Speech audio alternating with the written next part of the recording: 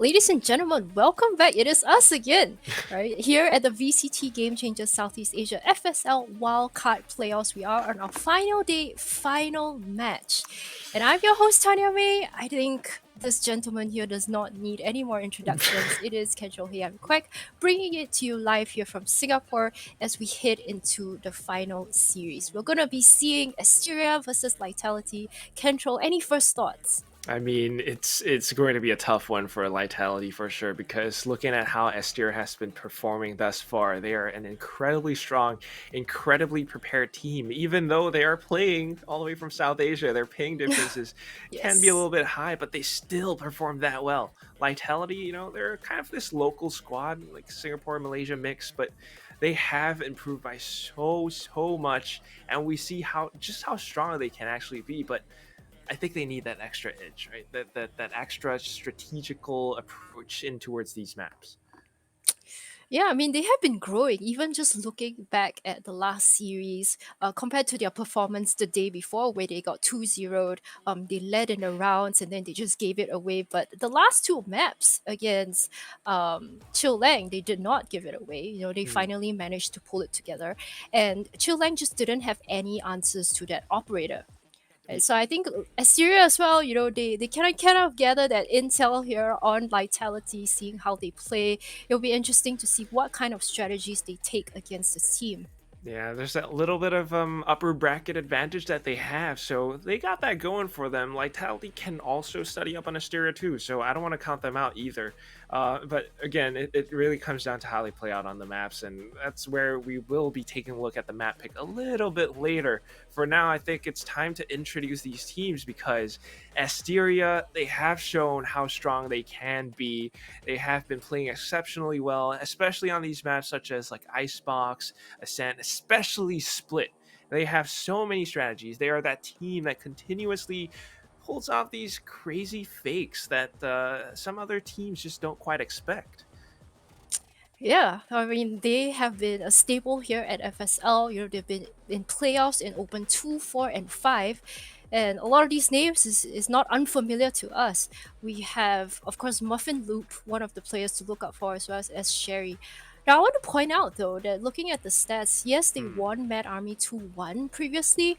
And this is basically their last chance to get into FSL Elite. But the thing is, right, even on their wins, it really was Muffin Loop carrying the team. If you look at the ACS stats, she was above 300, and everyone else on the team is below 200, so only like 100 plus. So you can see like how much weight rests on her shoulders. Yeah, she's often the one topping the scoreboard, especially when she picks an agent like, say, maybe Reina. But then Yeah. again, she's supported by her teammates. You got Meow16K, who also often plays the duelist role, sometimes Raze. I think she does that a lot on Split. On other maps, sometimes it's the Jet. And she's able to pull off some crazy things, sometimes going for those judge or shorty plays. And opposing teams don't really expect that all the time when you just suddenly have a player flying towards you with a shotgun in their hands. But of Mm-hmm. course, on the other side, Lightality Estelle, maybe not as crazy because plays like that can be high risk, high reward.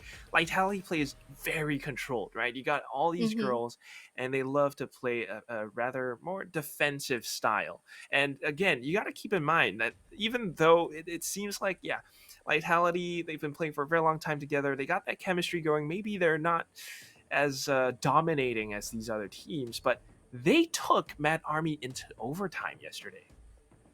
Yeah, they really did. I mean, we have to look at BL, right? I mean, she's been the one that's performing here, as well as Hearth, as you mentioned, who may not always be on the top of the charts, but on that defense, that's where really Vitality tends to take those rounds.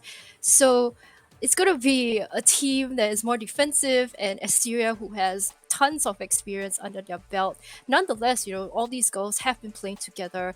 We expect them to be very much in control. I'm looking forward to see what kind of strategies they can play, especially here on the first map, because it is going to be Haven, and BL and that Phoenix is the one that's going to strike out for me.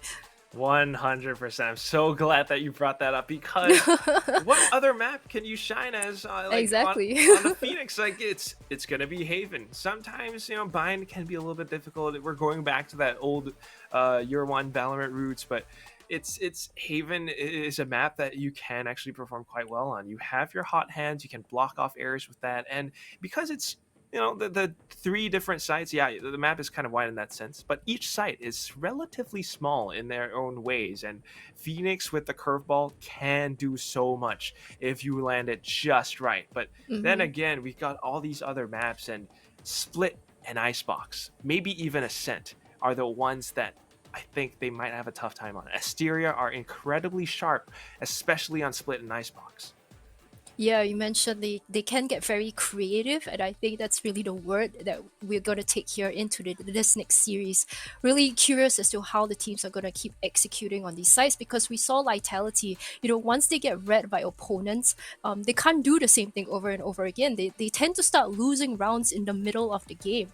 So, Kendall, I mean, before we hand it off to the casters, do you have any predictions for us? Ooh, I hate to say it, but I want to see Lightality at the very least taking Haven, right? Other than that, Mm, I feel like the following maps are Asteria's for sure because those are their home maps. Split, Icebox, maybe even Ascent.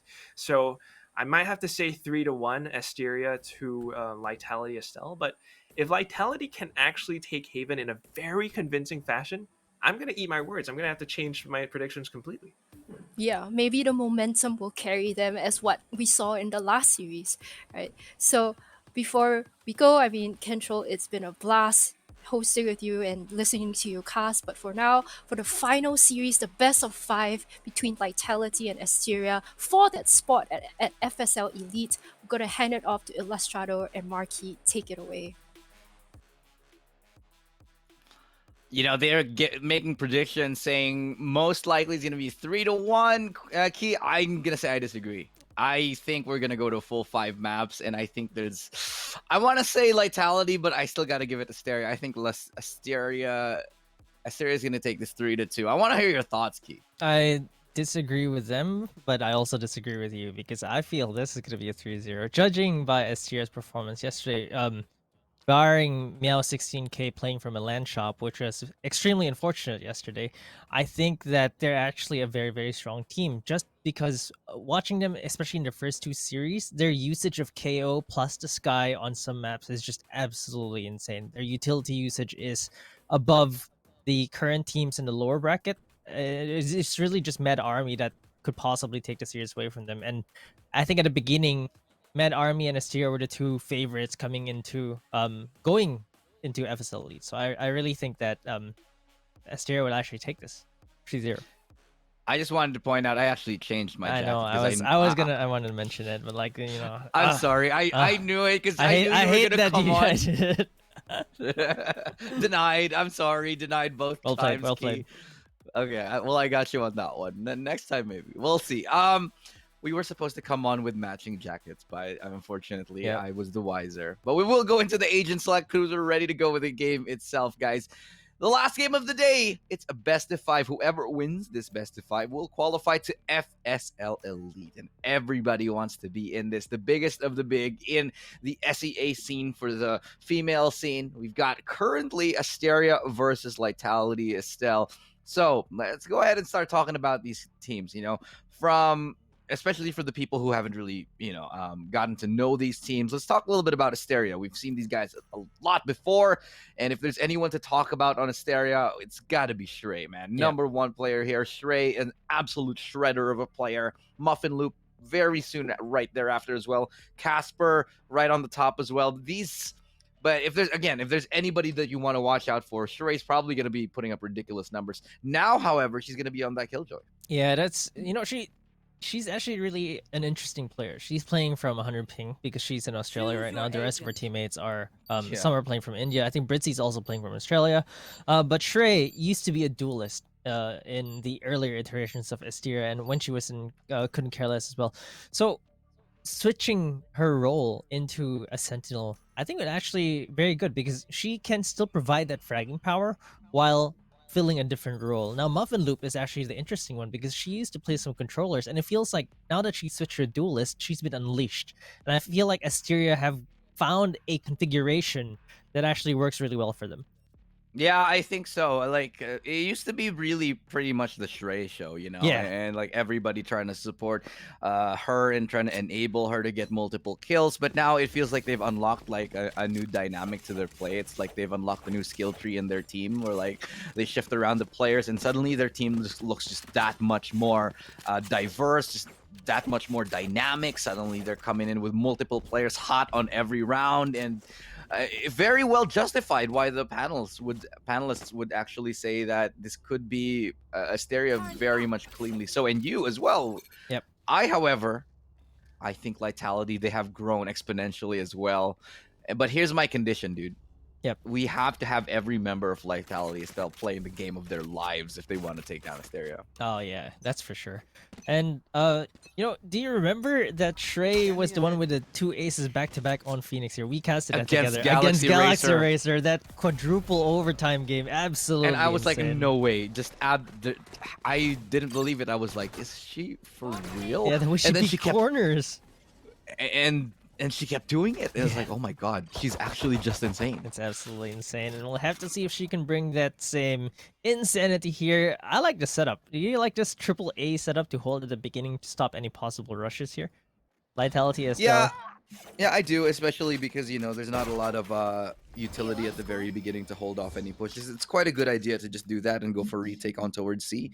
I'd say it's well-founded in terms of the logic behind it. So, however, they have lost the first pick, Lightality. Now they have to go up against only Muffin Loop, who is trying to sell this fake right here, get a little bit more of information, because the rest of the members of Asteria, they're working their way towards that C site. Oh, the run out. Dumpling misses the timing, and they know now that there's a lurk. So this actually goes against them because Hearth ready to receive. But the quick pickups from both of these teams all across the map. Ilema does get the pick off onto Shrey, so that's the Sentinel gone. 3v3 right now with the retake now commencing towards that C site.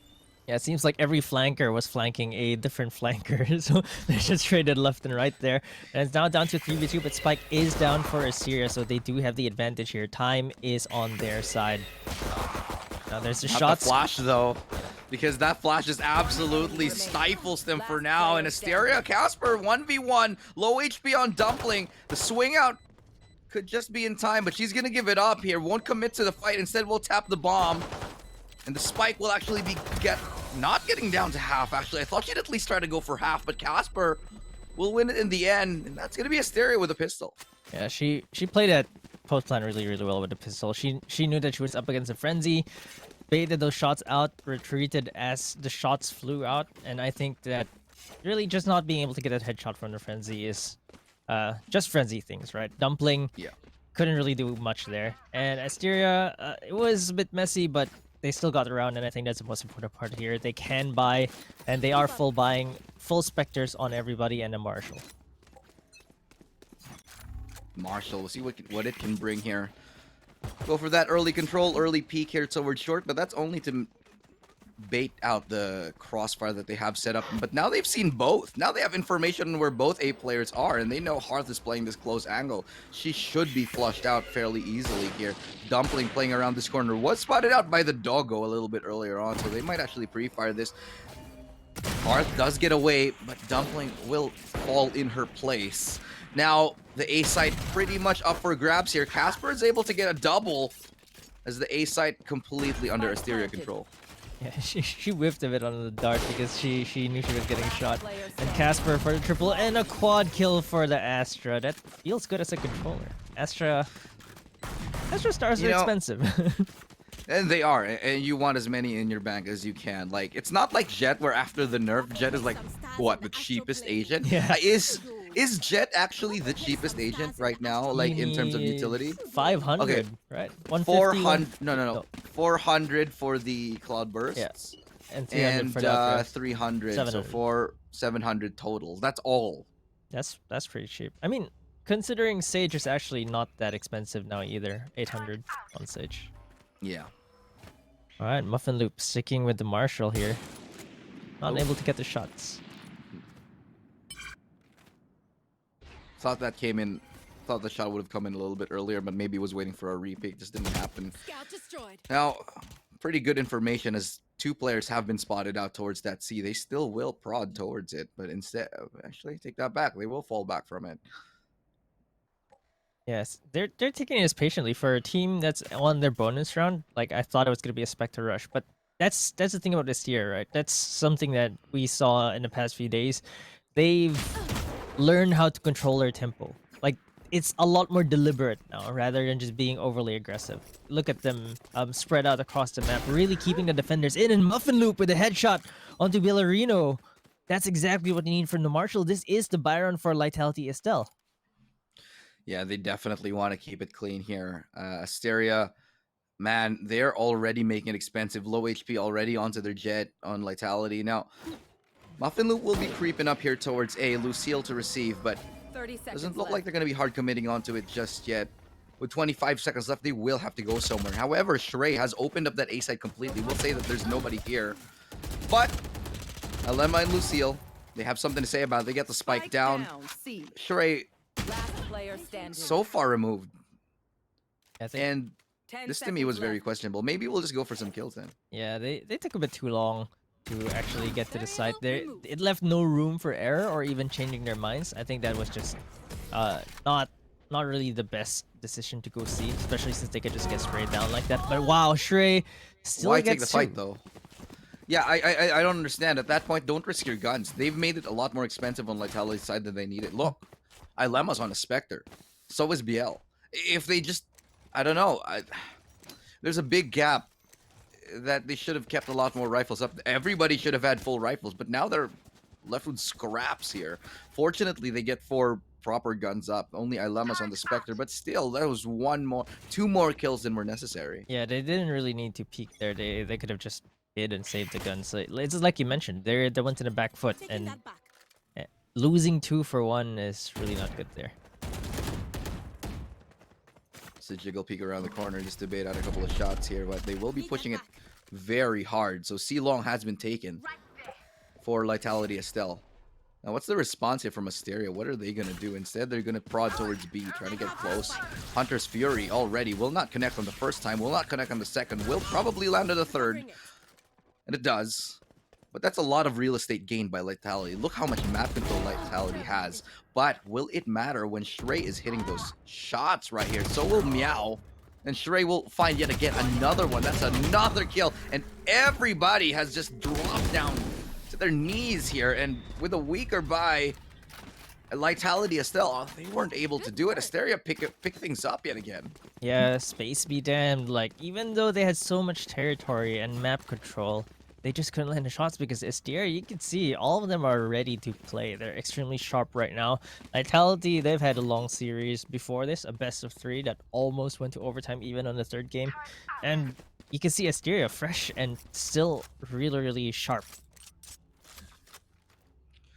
Well, it's very evident already just how sharp they are. Those entries from Shrey on the left. Yeah, she's a killjoy, by the way. Yeah, she Who is needs a a killjoy. duelist? And they need to punish that, actually. Yeah. On the side of Lightality, if they know that Shrey is lurking all the time, they need to, I don't know, they need to find a way to nullify her because right now it's just not working. Lucille with the right clicks gets only 1. Could have gotten a little bit more, but the patience wasn't really there for now. Shock Dart is good from Britzy. There's not much they could do in this round. It's just classics there. Hearth does have the Blade Storm. She pops it, actually. So they're going for the hero jet play here. But I think with all the utility that Asteria are using, it's going to be really difficult for her to get anything done. She's already used both updrafts. Blocking vision. Casper with a good spray down through the smoke is able to find Dumpling. Enemy remaining. And they're going to try to make this a little bit more expensive. Hearth has found 2. Could try for a 3rd, just unable to land the final shot. But still, 3 kills on an eco round. That's going to be a good pickup right there for Estelle. But again, this is where it starts. You know, the money on Asteria, they don't care. They'll lose players, sure, because they have enough to buy 1 second, peeps. I for a gotta while. visit I mean, the look at Astro to that. They place have some enough stock. money. Even if they do lose this round, they can buy in the next one. So they're happy. They're happy to just take the rounds away because what matters right now is the rounds. They build up that lead on the attacking side. They want to get at least that 8-4. Yeah, and they're so conscious of their economy as well. Even the Jet, Muffin Loop, she's not buying a gun. She's just using the Blade Storm there. They're making sure they take care of their economy, but she gets shut down by Hearth immediately. That operator, first time brought out this game, gets a second as well, and Asteria are now down 3-5. Good couple of pickups right there off the back of that. Operator play, the Astral Wall, the Cosmic Divide, not really paying dividends for them at the moment. As will be working their way towards this mid. Maybe that's the only place they can. But look, it's fortified. It is held, and Hearth found a third. 3 kills, looking for 4, and she does. Searching for the ace. It's VL to take the last round, the last kill, excuse me. No ace for you, but definitely going to be happy about that. Yeah, they definitely won that round off the back of that operator. Hearth really proving why she even bought the Marshall in the previous round. Look how fast and sharp she is. All the movements, I don't think they were ready for this aggressive updraft. Britzy was just caught off guard. And she already has 9 kills on the board.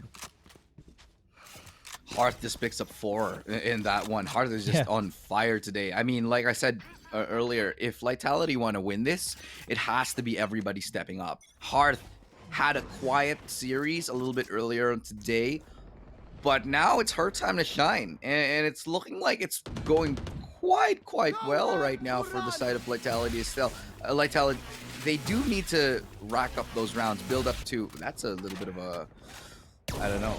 A whiff. we can be very forward here. Thank you for saying it for me. Yeah, they total complete whiff on that Hunter's Fury. Yeah, they're gonna have to go for. They know where the operator is now, so that's why they're playing like this. Muffin Loop might be able to catch Hearth here. Quick headshot onto Hearth, and if they can deny this operator from getting back into the hands of the defenders, I think it's gonna be good. And Muffin Loop shows, okay, it's starting to be a Jet contest, right? Muffin Loop now has the operator, now down to a 5v3 off of Muffin Loop's kills. And A is so hard to retake, especially when you're down numbers. Britzy is even gonna take Dumpling down. Spots the other 2 as well, gets 1, and it's all down to Lucille for this 1v4. Where was Lucille looking for that? I'm not sure. I also saw her. I was like, where are you looking? And Muffin Loop finishes the round off with a 3rd kill. And yeah, I actually wasn't sure where she was looking. That was I don't know, but that trade should have come in immediately. There was no need for another player to die after that lurk play. But again, that was all off the back of Muffin Loop's kill onto Hearth, and then the follow-up with the operator. And that's forced. Actually, Lightality is still on a week bye. Yeah, it's another reset. It's really brutal because when they win rounds, the 2 rounds that they won, they didn't really save that much. And their economy is just in shambles. Like, this 5-2 is further than it seems. It looks like it's 3 rounds, but it's probably going to be a 6-2 at this point because of this bye. Dude, I said Lightality need to string at least a couple of rounds together, but they can't even get. Oh my god, just not even that one. Not even that. Just too quick on it right there. Elema will get spotted out by the doggo here in this angle. Flash coming in. It's gonna be a nice double from Ilema, biting back. All right, but we'll be spammed through the wall. Look at the HP. No way to recover this. Yeah, Reyna got sprayed through the wall there. Villarino just taking some strays. Like, they were trying to shoot Sova there. And they're both low. They're like trembling, man. Like, one good shock dart, even misplaced, would do the trick right now. Yeah, I think she wanted to pick up a gun and then she just ran into a bullet. That's extremely unfortunate. But they are going to recover the guns, or so I think Casper actually takes both of them down without them checking the corners. Lucille is still there though. Might be able to get Casper if Casper... Oh no, Casper spotted her. And Lucille gets the shot though. 1v2 right now, but the spike is down and I don't think they can do it. She can do anything about this. Lucille won't be able to play this 1v2. Yeah, absolutely not, but we'll at least try for it. It is their eco round, like I said, so any guns that she can take away will be very much worth it. Now she's identified, now her position is known, now there's not a lot of time. She even gets tagged up. She's gonna get sprayed through this box right here. Okay, no one to spray through, but still looking for more kills. And the turret just absolutely saves Shrey's life. Look at her HP. Yeah, bullet sponge right there. Like, body shield, like a meat shield, but Exactly. with metal, like an actual like a shield. I've seen not many killjoys know that trick. Like they hide behind their turrets, right? And you go for the headshot angle, and basically you Right. punish anyone that doesn't shoot your head right away. And I think that's extremely smart. Like she deliberately positioned behind that. Yeah, and gets her a kill and denies another Gun lost, right? exactly. 2 to Asteria. 6 though. Asteria, they need to just keep doing what they're doing. They're outsmarting. They're playing the mid rounds perfectly. They're getting the right reads. They're actually doing the lurks just in time. They have a great sense on how Lightality still will play this round. Lightality is still, however, they just can't get a read on what Asteria is gonna do. Even when they get the upper hand in terms of positioning, it's still Asteria to capitalize and to close out the rounds with either sheer raw aim or firepower or just utility usage. Yeah, oh no, Meow. Didn't realize she had a spike, I think, there until now. Hunter's Fury getting used. There's the lockdown, however, from the side of Asteria. So they have to use the Hunter's Fury to stop that lockdown. There's a shock dart coming in. It does tag Meow 16k down. They see Hearth updrafting there with the Blade Storm. But the Defender Killjoy lockdown has also been used. This should flush all the attackers out. But Asteria, there's actually a flank coming in from their spawn here. Oh, they get Shrey as well, but they need to go. They need time here. They need to make time. In the Asteria, they're still winning some duels here. Last player As standing. Casper now coming up from above, they have to deal with her. It's not planted for her, so she will have to be decisive about this. They get the spike to half. That's all they're gonna need here as the backup is good. The round will finally go into Lightality Estelle's way, 6-3. It's still a very respectable half here, but again, Lightality Estelle, they're winning rounds left and right. They're picking them, you know, they can't get 2 in a row. They need to start building them up so that they can stabilize their economy. Otherwise, they'll be constantly forced into having a player onto, I don't know, like a Spectre, like just like now. Yeah, exactly. Yeah, and Asteria, they actually picked attack. This is Lightality Estelle's map pick. And them picking attack, I think, is actually really interesting because not many teams pick attack even on Haven. Yeah. Well, there are a couple of exceptions though, because you know one of the reasons why one team would start on attack is they get to play the game at their own pace, right? They Yeah. get to be able to just like run their executes, you know, run their play style, and that's definitely an idea, a novel idea, which a lot of teams employ. However, on the attacking side, they haven't found much success right now. 1 kill already going to Lightality Estelle's way. And it's all a matter of putting their eggs in the right basket here. Asteria's working their way towards this A side. They have to contend with this Killjoy. And Lucille is just going for that jump peak. Everything else will inform her of a rush. She's getting thrown a million utilities her way. And there's just nothing she can do. Absolutely destroyed in the backside. And they know they have the time because they sent the Hawk out. They know no one's in Link yet. But they don't have their whole team there yet. That's why they're still so afraid to plant the spike. So now they're actually thinking of planting. Trade 1 for 1 though. Villarino takes Britzy down. Muffin Loop gets taken down as well though. So it's down to a 2v3. It's just down to Casper and Meow 16k. 2 players left standing on Asteria, and this has been more than enough most of the time here. Good gravity well, and it is a brutal crossfire. Asteria, perfect post-plant positioning right there. And the timing on the utility, the moment that they heard someone running in from spawn, they go on, they turn up that gravity well, they signal, okay, 1, 2, 3, peek. They peek. The right time, the crossfire just dismantles anybody trying to get onto that site. A beautiful hold for Asteria. 2 people, no problem. Yeah, and this is exactly what you were saying, right? They have to string the rounds together. If you take a look at the round spread, it's 2-1, 2-1, 2-1, and they just got reset yet again. And they they can't even buy Spectres at this point. They can't do a light buy because this is the second to the last map of this half, round of this half, and they have to save for the next one, which means they're going to cede an 8th point to Asteria at this point. BL just trying to muffle that doggo. Will be muffled herself as Meow just absolutely puts a bullet in her mouth. She absolutely got disappeared there, and she they can't do much here. Britzy takes Hearth down as well. And the spike is actually going to A. Asteria have bamboozled Lightality, even though it doesn't really matter at this round, but they're Yeah, but really it's best making to sure. take precautions. Exactly. Yeah, exactly. You know, Planted. and this is what I like about Asteria. They're so good at making mid-round decisions Yes. that, you know, Lightality still, they can't keep up. Like, once Asteria has a read on where Lightality Estelle is, Asteria almost always make the right guess here. Oh no. Okay. Yeah, I mean, you're extremely right. I think Asteria have really round before the changed switch. how they make decisions. Like you said, mid-round decisions. We've seen the best fake in FSL thus far with their Viper's Pit because of these mid-round decisions that they've been making. And I think that because of the quickness at which they change sites or change directions, it keeps teams guessing, and that really improved their attacking side more so than any other team that I've seen, except for some of the top few teams, of course. Probably except Nigma Galaxy and A Celeste. Here's the operator.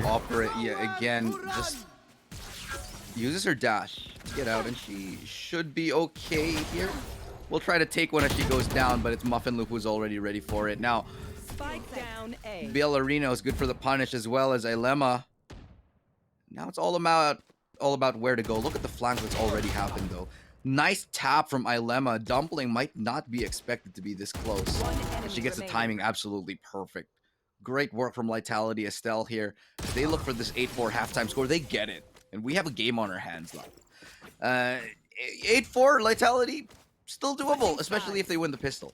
Yeah, they need to get this pistol round, otherwise it's going to be a bit too scary. But look at the pattern. It's really 2-1, 2-1, 2-1. And even after that round, let's say a half is more than 12 rounds, Asteria would still have enough economy because they really built so much. They took care of their economy so well, as opposed to Lightality, who are really struggling keeping some guns alive. And I think that last round was really well played by them. That's a little bit of a... It's a good round here for Lightality to win, but again, it comes down to like whether they can win this. Honestly, if you lose 2 pistols, you can pretty much say goodbye to the game. Yeah. Like no matter what the round score is. I think I saw a post on Reddit about the actual statistics on like the entire VCT and the round wins. Yep. It's like 80% chance. If you win both pistols, you have like an 80% chance victory on the map. Really just dictates the pace of the game. And look at this one. Asteria already have 2 kills, and they can still top each other up. They're all really healthy because it was Muffin Loop that got tagged there and immediately got topped up by Sky. And now it's down to 5v3, 5v4. Dumpling actually takes one, and there's someone still in the attacker spawn. Ilema might be able to catch someone here if she has enough patience. Gets one, tries to go for the right clicks, doesn't get the second. So Muffin Loop with 3k already is down to a 3v2, but Casper trades all down to Hearth. 13 HP, and Muffin Loop gets a 4k to start this pistol round. And there you have it, right? Lightality Estelle, they can't get this pistol round. There's 80% coming in for Asteria. 2 rounds, 2 players standing, and you know, I don't want to say it, but I feel like this game we might have to already move on to the next one. This is too tough a comeback, especially if Asteria get this win. It's gonna be 10-4, like the odds. I mean, simply by the numbers alone. Yeah, and the likelihood of winning each round. Lightality Estelle, first of all, they haven't gotten 2 rounds in a row. Asteria is winning all the rounds that they should be. And they're playing absolutely perfect, and Lightality are just scratching their heads. Yeah, and right now they have to force buy. It's like you mentioned, they need to win this next round, otherwise it's going to be all downhill from here, which is why they're force buying Spectres. But can they execute on the C side against the Astra? Yeah, the Astra, you know, Casper's is going to be happy. Like, you know what? You want to come take? Yeah, sure. See, all yours. We're going to go for that retake instead. And that's fine. Asteria's happy to play for the retake because they know that they're coordinated enough. They have the utility. They have an advantage in terms of the utility. Lightality Estelle haven't burned enough utility away for this retake to be difficult here. But Muffin Loop looking for the entry. Doesn't get the shot. Gets a second chance at it, lands one nicely onto the dome right there up to Harith, and everybody just falling down 2v2 right now as BL gets a double.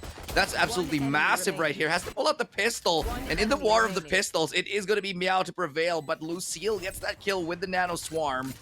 46 HP. Muffin Loop has to tap away. Fake pistol shot, but now she's got to stick it onto half at least. Doesn't get allowed to it, and Lightality is still by themselves a lifeline in this game. If you can't win both pistols, you might as well win the force buy, and that is exactly what Lightality did.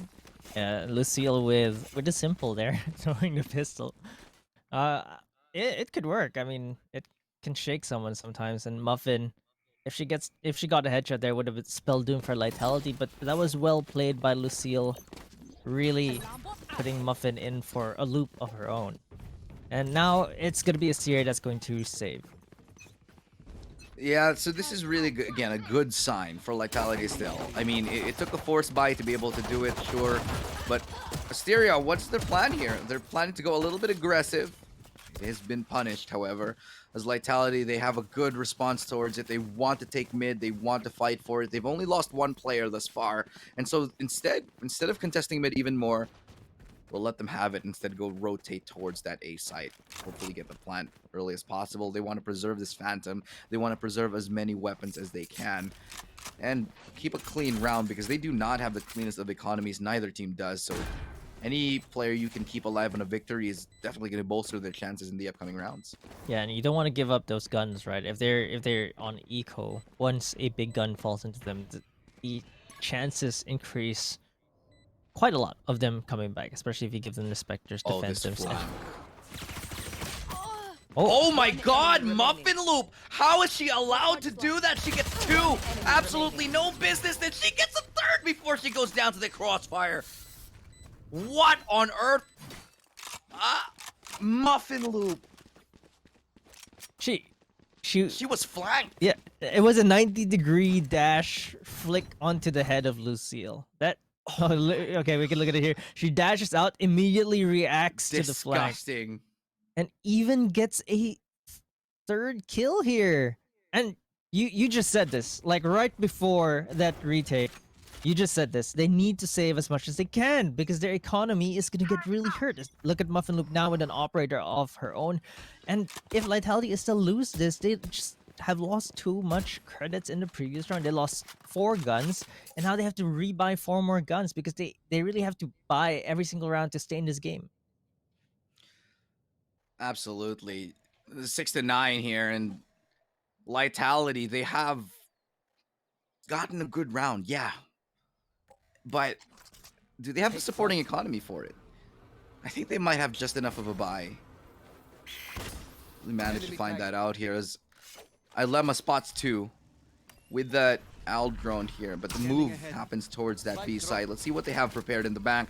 Here's the gravity well, just to slow them down a little bit longer. Casper will try to stave them off here as a Vandal in tow, and so might actually be able to get one through the smoke. Not gonna happen. The spike goes down, they're gonna be backing up, and it's gonna be the B retake. Not the easiest thing to do, especially with an operator in your hands. Now Muffin Loop will look to be the entry. She has to.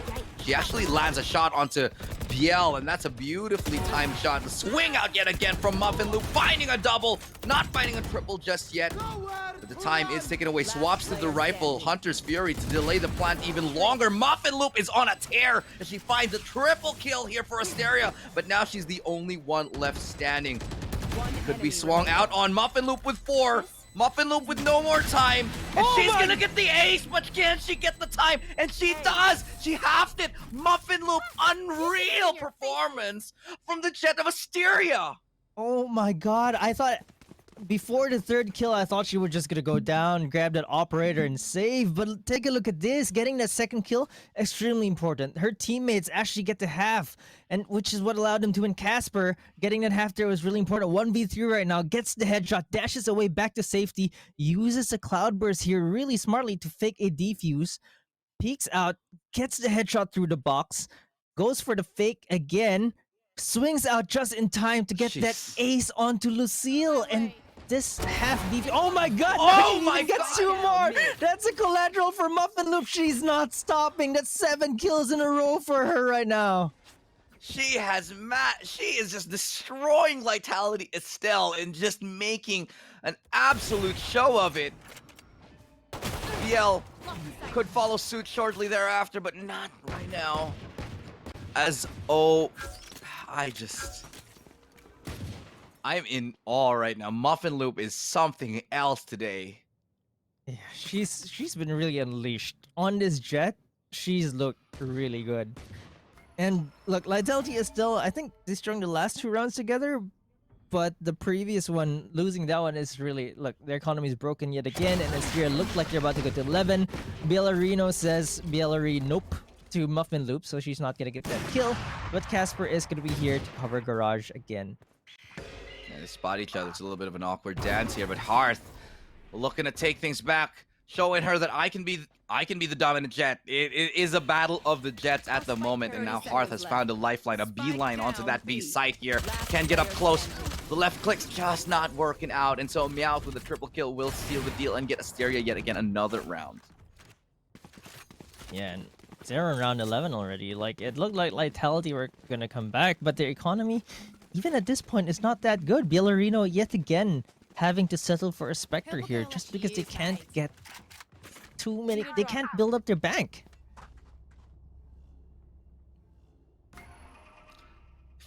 27 kills. I mean, Wow. Okay. I mean, it's just absolutely insane. How? Absolutely crazy. Just a performance from Muffin Loop right now. And she's going for even more aggressive plays. Yet again! Pulls out the blades this time. she has to run back to safety because she got the recon on her, but she's probably gonna get another kill here. Villarino with yet another death against Muffin Loop, but now Lightality is still actually traded. Great plant. 3v3. Still happening. Still a chance for Lightality Estelle. But it is a mountain climb. They have set up a crossfire. Can Asteria get through it? Now it commences. Shrey with an entry. They get onto site. They know where one is, but Dumpling lines them up. Doesn't have enough bullets for the last one. And now it's Dumpling and Casper. Could be the timing. Has to force her out of position here. Dumpling doesn't want to bite. Won't bite on that fake. And it's a little bit of an awkward dance here, as once again, they will be trying to jiggle around this corner, and it is gonna be Casper to secure that map point up against Asteria. Yeah, that was extremely well played by Casper, dancing around the boxes, getting the jump.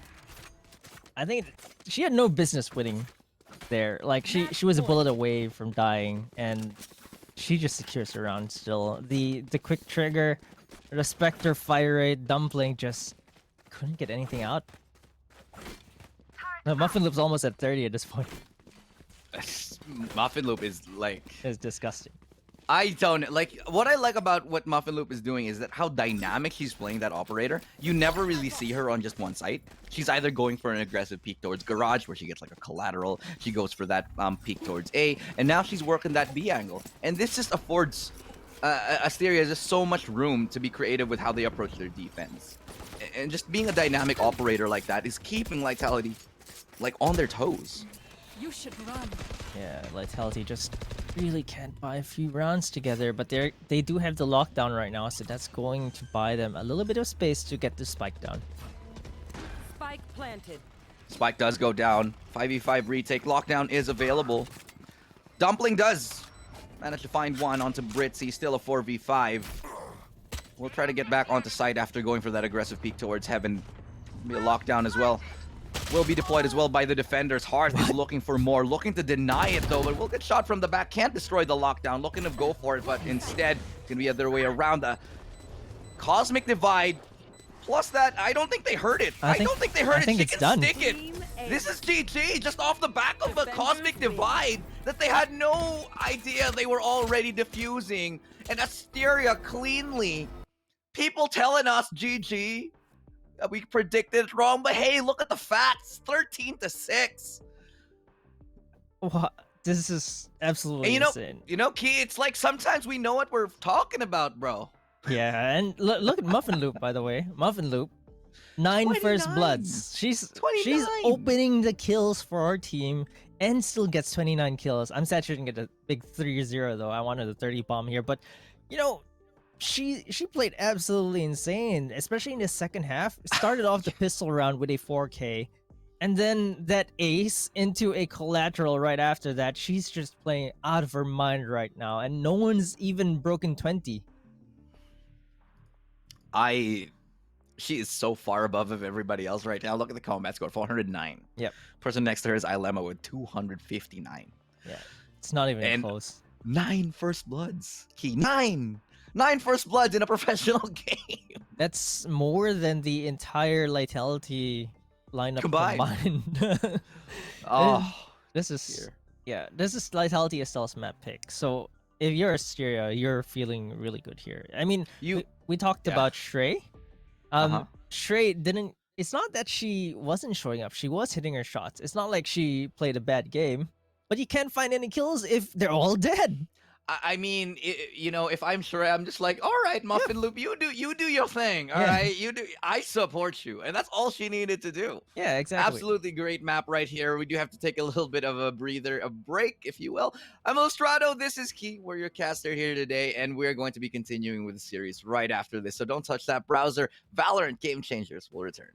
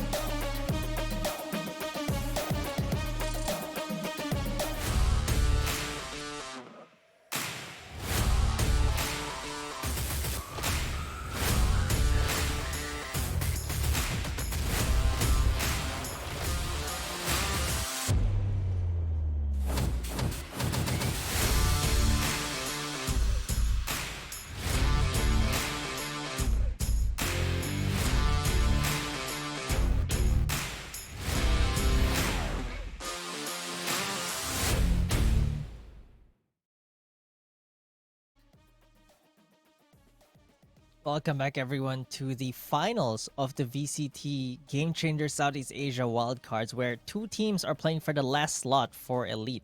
I'm Key, and with me is Illustrado, and we just watched domination from Muffin Loop against Lightality Estelle's map pick.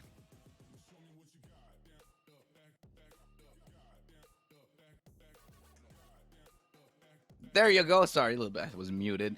But Muffin Loop looked nothing the furthest thing from half baked in that one. Absolutely a masterclass of a performance on that jet. Aggressive every single round and never was punished for it. Whether it was starting out on the operator and even when it came down to the 1v5, it just seemed like it was the highlight reel show for Muffin Loop. Every single time the camera was on her, she was like finding triple kills, quad kills, an ace and then a collab. It was just absolutely ridiculous. Yeah, it was crazy. I think we were still talking about the ace. We were still hyped up about that 1v3 clutch from Muffin Loop, and then she gets a collateral mid-sentence. It's absolutely insane. And, Asteria, it feels like they're a very confidence-based team because once they get off to a good start, they get going. Like, they just keep going, and there's no stopping the train. And there was no stopping the train that was Muffin Loop in that game. And for Lightality Estelle, what do you think they can bring back in this next few maps? Because this is going to be Asteria's map next. Yeah, okay, so Asteria on this one, I'm gonna be straight up honest with you. I just don't see any outs unless it's the best game of their lives.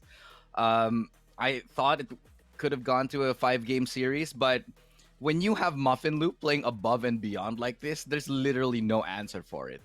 Like, the best you could hope to do is sort of like contain, and there were attempts at containing her. Yep. Like, trying to passively peek that A main angle, find the operator, get intel first, but somehow every single time Muffin Loop catches them off guard and gets the first pick in the round regardless. Yeah, they tried various things to try and pincer her, but you said it during the match. She was too dynamic with the operator. Like, she was never in the same spot every single time. She moved so fast, even mid-round, that they just couldn't flush her out, and they couldn't shut her down.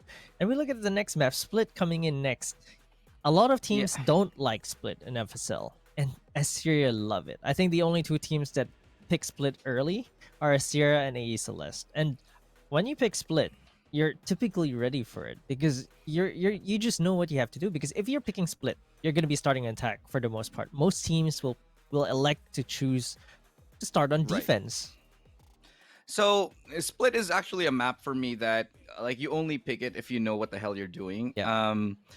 And obviously, Asteria is a team that's very well within that realm. So for me, Asteria, they have compositions for this particularly. Yeah. They have strats dedicated on this map. They have a great feel of it, and one of the reasons why they're so good on it is because they're able to bounce off of each other so much easier.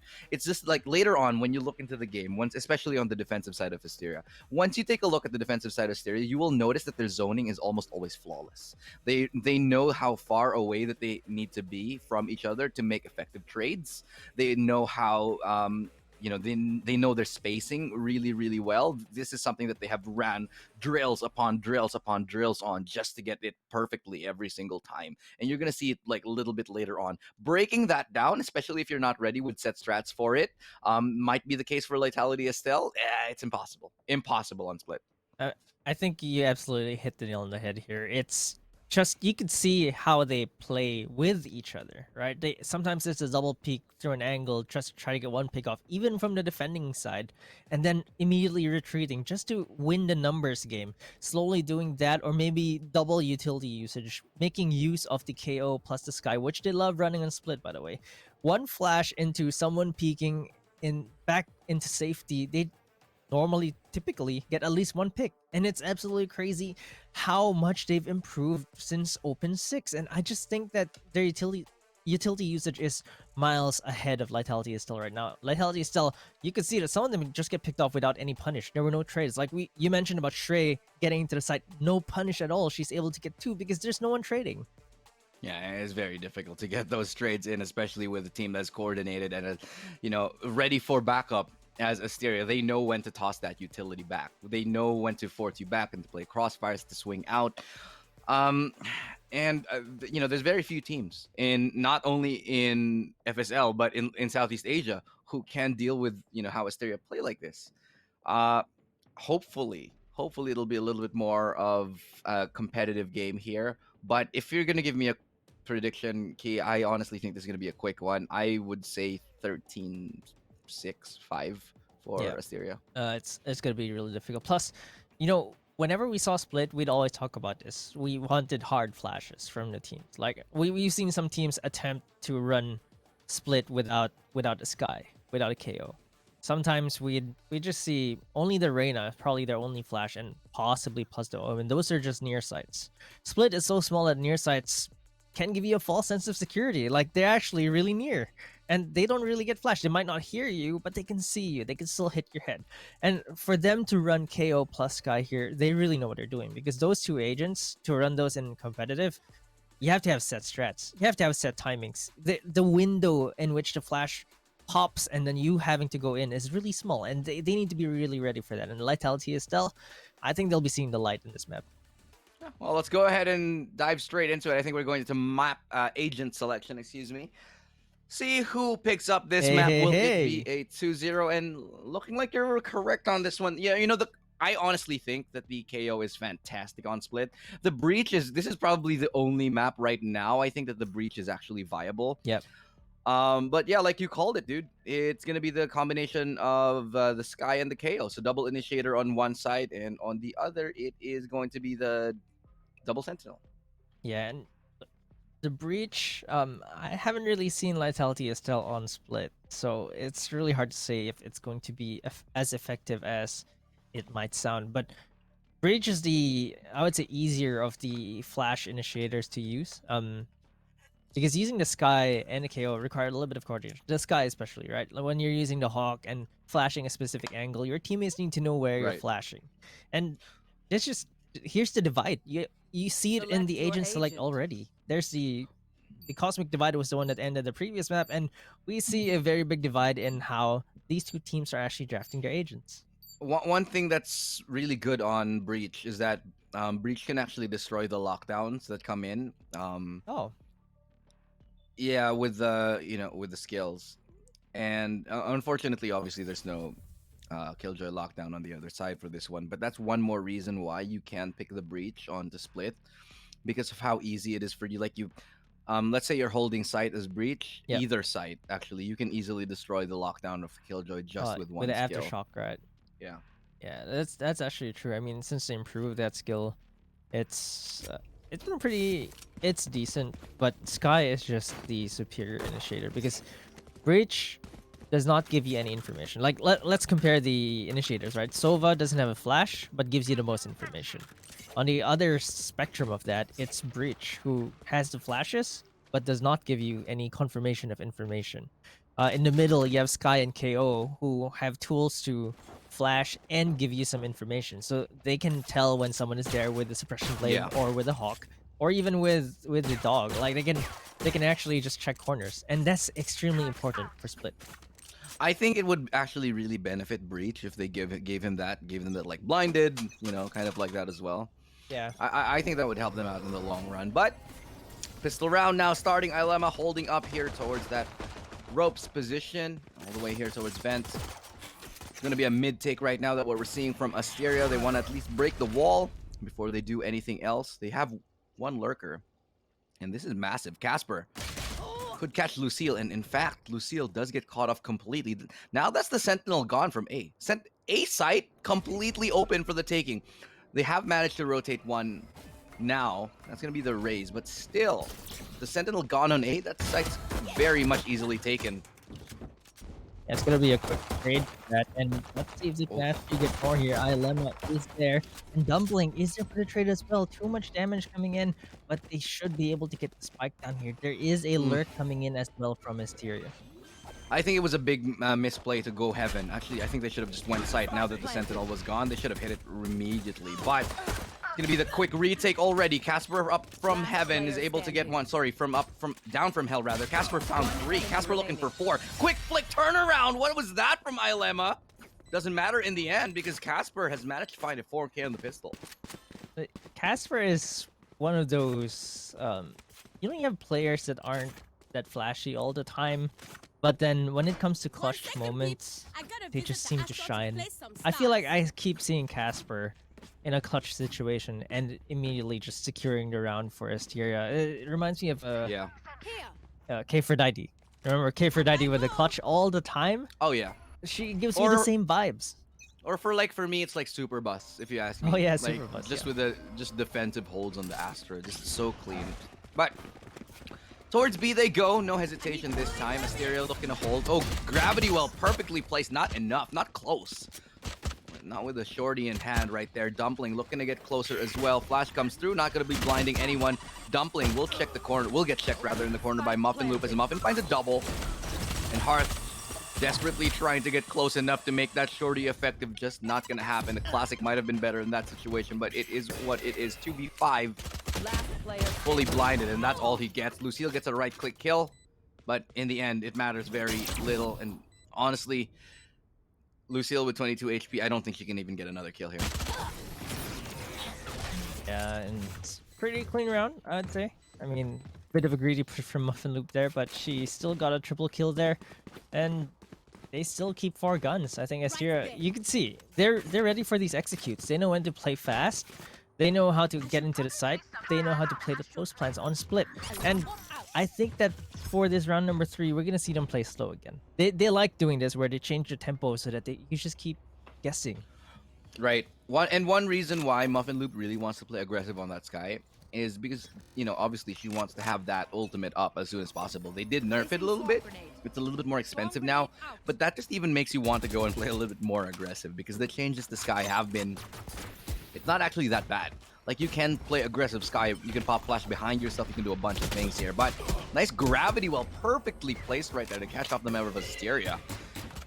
Swing out from Ilema, just unable to find another one, but they will be flushing them out right around this corner. They have to try. They will be spraying down through it. The slow orb to follow up, but no kills to be found. Only the one that Nano Swarm gets with Lucille's skills. And Asteria, they're just getting forced back. As all of the utility just forces them all the way back towards their own spawn. Yeah, that was great utility usage. The combination of the Breach plus the Killjoy. They were able to flush them out. They even got a kill off of the Nano Swarm, but Muffin Loop is going to get 1 kill here. And this is where it starts to get dicey, right? It's still a 3v4. They might not have superior guns here, but they can start picking up your guns. And Muffin Loop with a Phantom is going to be pretty lethal.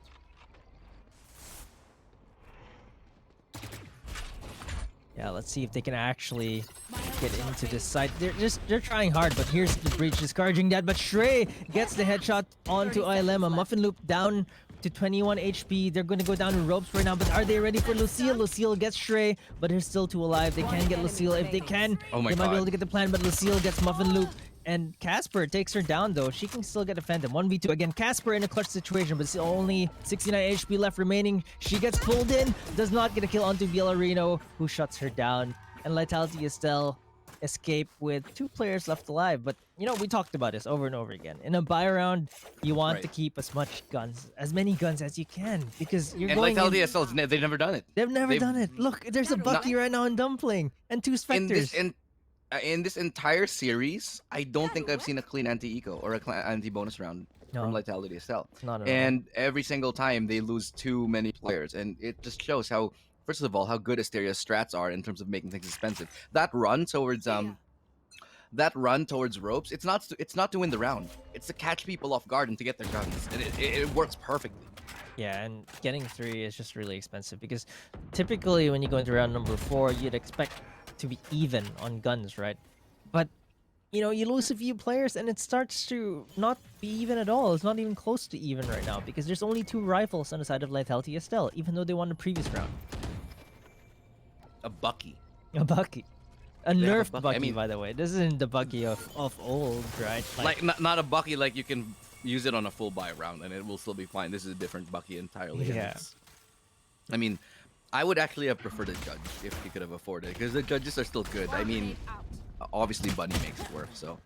Yeah, completely agree, but Ilema picks off Mao 16k with the Spectre. Really unexpected there, but Casper is there to punish the greedy Breach, trying to go for that gun. I think that was a bit too greedy. They haven't cleared any corner at all, and she just ran straight for the gun. Bit too tunnel vision, if you ask me. Yeah. Hearth does get a pickup though, so it is a 3v3 right now. They do have the lockdown, so they would probably 30 try to play seconds left. retake on towards this site. Too easy. Totally viable. But even more viable, now that BL has managed to find a pickoff, they cannot find where he is. She is, excuse me. BL, gravity well, perfectly timed. Will try to swing on the top of it, gives up her position, but it doesn't matter. It's bought a lot of time for that rotation to come in. There still is a lurk play coming 10 in right seconds here, left. all the way from mid. But there is no time for that to come in, especially player with that standing. pain shell to slow down the pace.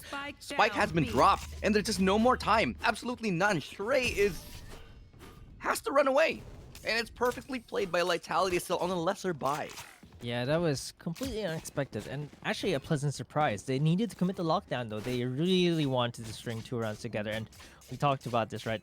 When will they string 2 rounds together? And couldn't have come at a better time, right? This is Asteria's map pick, and when you start stringing the rounds together, this is where you can finally build your economy. Now we're actually seeing 5 rifles from them, and if they can keep this up, they can give Asteria a run for their money.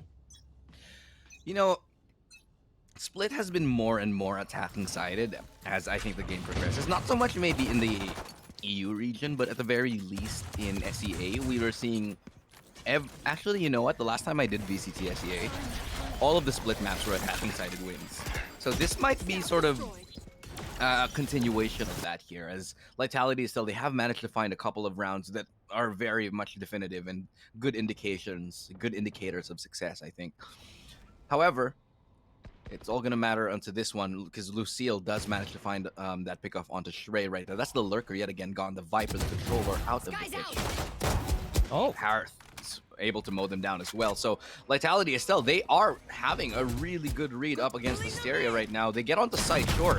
Can they find the kills? Doesn't look like it, Asteria, but BL, she definitely does. And finally, I think after so long, they finally managed to get a clean anti-eco. yeah, this is what I mean. They finally, I mean, this is probably the first time we've seen them have enough to have 5 guns right now and have enough to buy the next round should they lose this round. This is actually really interesting, because even though 13-6 doesn't seem like a stomp, right? I mean, it's pretty one-sided, but you Right. typically when you see the score, it's not really a Heading stomp, to but the it above. felt like a stomp in Haven, because Lightality is still never were able to buy 2 rounds in a row. It does feel like a different game entirely. This is a good sign for Lightality Estelle, but Asteria, they are struggling on this attacking side though, and I do feel like it has to be a little bit it has to do a little bit with the decisiveness of it. They haven't really gotten a good feel of Lightality Estelle's defense, and so they're sort of bouncing back and forth between sides trying to figure out what really works and finding not much success in any side. But once they sniff them out, Asteria is one of those teams that are really good at learning how to adjust in the middle of the game. I wouldn't be surprised to see Asteria start stringing rounds together back and forth, like completely, maybe 3 or 4 rounds in a row later on in the half. Once they figure out how to approach this defensive side, this attacking side, excuse me. Yeah, they're definitely checking. Look at them. They're playing really slow right now. They're trying to study the defenses of Lightality Estelle before fully committing because they've been punished multiple times for just being too aggressive. But Hearth, quick on the trigger, gets immediately traded by Shrey. And that's some uwu power right there. Straight headshot onto the Raze. Now it's down to a 4v4. Trying to get into A side, but they might just change directions here. Alright, they're going to A instead. That's going to be a full commit. Yeah. They know where the Killjoy is. Possibly they check the corner, but Casper does not get the shot off. There's the ultimate coming out, discouraging Asteria from getting more kills. Ilema gets a kill as well. Uses the flashes to her advantage. Beautiful. Very great play by this Breach, and Lucille is going to finish it off. And that's exactly why Breach is great on Split. That ultimate covers the whole site. Absolutely perfect usage of it. Even though it knocks up her teammate, fine. So be it. I'll be Make there sure to you swing cover out. her. Yeah, I'll knock you up, but at the same time, I've got you covered. Wait. Wait. That sounds like something else entirely. But yeah, if you ult your teammate, you better be responsible for it. And damn sure, Ilema was ready for it. That's for sure. And Hearth with the operator here right now. Asteria need to save yet again. Oh, there's the op shot. Missing because great jiggle peek, great intuition there from Asteria. Like, probably feeling there might be an operator there. Not sure how much they can get from this eco round, but they want to make it expensive. Yeah, so right now, Ilema gets flash. Muffin Loop gets a headshot onto Dumpling though. That's a quick trade. Gets another one onto Ilema thanks to the paint shells, but Hearth actually gets Casper. It's down to 3v3, but there are guns now on Asteria's side, so this is going to be a bit scary, but Bielorito takes Stray down. There's 2 guns on Asteria right now, so it's still going to be scary if they can get the kills here. Hearth still has the operator though. Gets Meow 16k. It's now down to Muffin Loop, who has been on a tear the previous map, but can't seem to get going that much here on this next map. There's still a Phantom in her hands though, so she doesn't have Spike. I think that's the biggest problem here right now. And I think if she can isolate these kills 1v1v1 instead of having to peek 2 at the same time, I think she can get this. But Hearth is quick on the trigger right now. I think Hearth especially, she was playing the Jet in the previous map. I think she's been playing extremely well. That operator is deadly in her hands, and they need to be ready to take that away from her. And great timeout here by Asteria. I think that not many teams in FSL have actually used a timeout early enough. I feel like all teams tend to use the timeout when it's a bit too late. Right now, Asteria, they're probably talking to each other. They're probably trying to see how they can change the pace, because right now, Lightality Estelle feel like they're in control of the game. And Asteria, we'll see if they can find something to break the defenses here. Hello, welcome back. But I think we're all good now.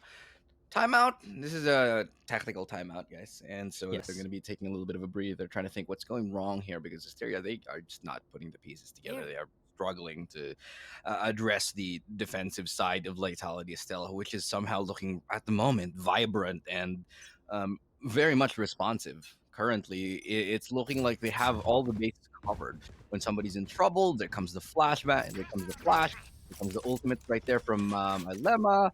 You know, every single time that there's someone in need of help, the response is ready, and they're not afraid to leave someone on site all alone to defend it, like Yell earlier on has been enough to slow down the pace. They know that Asteria actually likes to go for those late lurks as well, and so they've been watching out for it. So it's a fantastic showing right now from Lightality. Yeah, and Asteria, I think I was mentioning that other teams seem to call timeout too late. They tend to typically wait until it's a bit too late to call a timeout. And Asteria, I feel like this is a great time to call a timeout, right? They tried to go for they now have the buys basically, and now they can go for a reversal here, a change in pace. And Asteria still struggling to get into the side here. Now trying to go for a 5-man rush onto B. Oh. The showstopper, good for a kill onto Ilema. Now counter showstopper does kill Shrey as well, and that Viper Spit is gonna go down as fast as it came up. Meow 16k with the judge though, gets the kill. It's now down to a 3v3. Bielarino gets Britzy, and I'm not sure if they can plant a spike at this point, but Casper is gonna open things up for Asteria. 3v2 right now, and Lightality, Estelle, they're a bit choked out right now.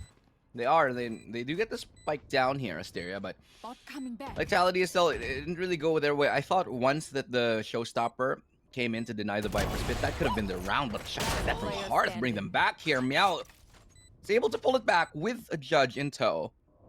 2v2 still retaking with the off, not the easiest thing in the world, and so they're gonna have to try really hard, and she's gonna have to dig really deep. Could elect to go ahead and try for the save, but they've got money, and they've got money to lose, so they're gonna go ahead and try for now, as time is ticking away here. They're just gonna try to get closer and closer, but Hearth decides it's not worth it at this point. Turns around, turns tail, backs off, and just decides to save the op itself. And I think Meow probably switched to rifle there to get... Oh, made it out a bit too late for that. Unfortunately, doesn't save the rifle nor the judge. So it's gonna be one rifle saved for Asteria, but at least they got the round. That timeout, I think, I'd say it's pretty effective. And right now, Asteria, they still can buy 4 out of 5 rifles and a Spectre on Shrey, so I think they're gonna be okay. Britzy's sitting at 0 and 7 though, so definitely something a little bit amiss.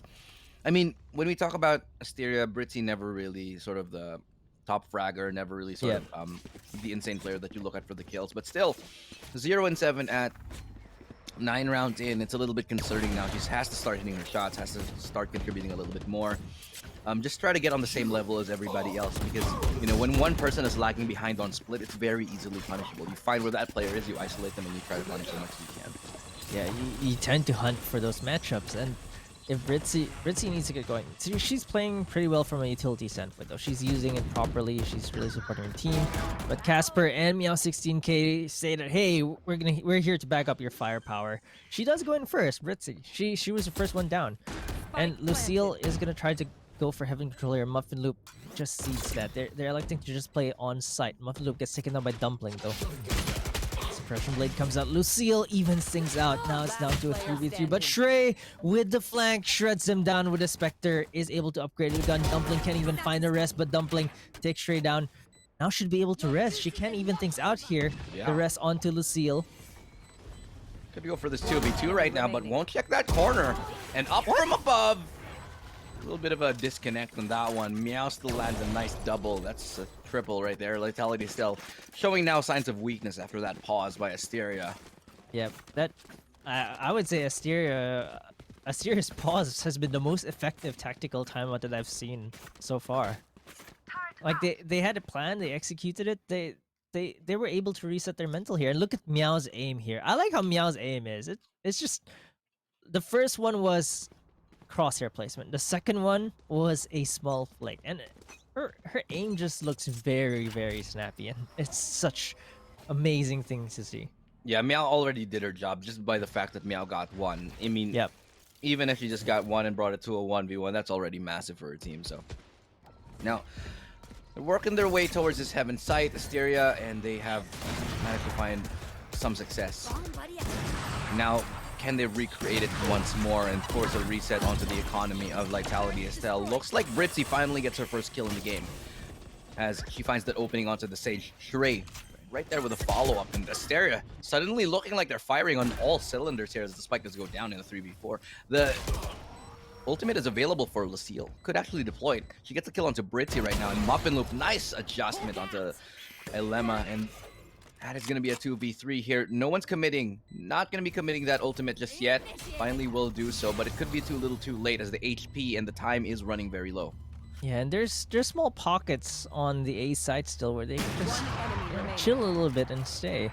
And it's all down to Hearth with the operator here. It actually makes it Oh, she's even detained. 1-on-1 right now. Yeah, she's detained too. So I don't know if Hearth... I don't think she has the time to go for the defuse here, but she's at least going to get the kill. I think she does. Oh, if she went for the defuse instead, Yep. she might have won the round. Yep. Oh, dude. Oh, man. She spent too long. I think she would have had the round if she went straight for the defuse. Yeah, Because- the chain is enough. More than enough. Oh, man. An amazing play by Hearth, excuse me, but just a little bit of just the wrong decision at the end. Can't blame her for it. She had to make a choice, but still. Off the top of your head, do you actually know how long the lockdown holds you for? Yeah.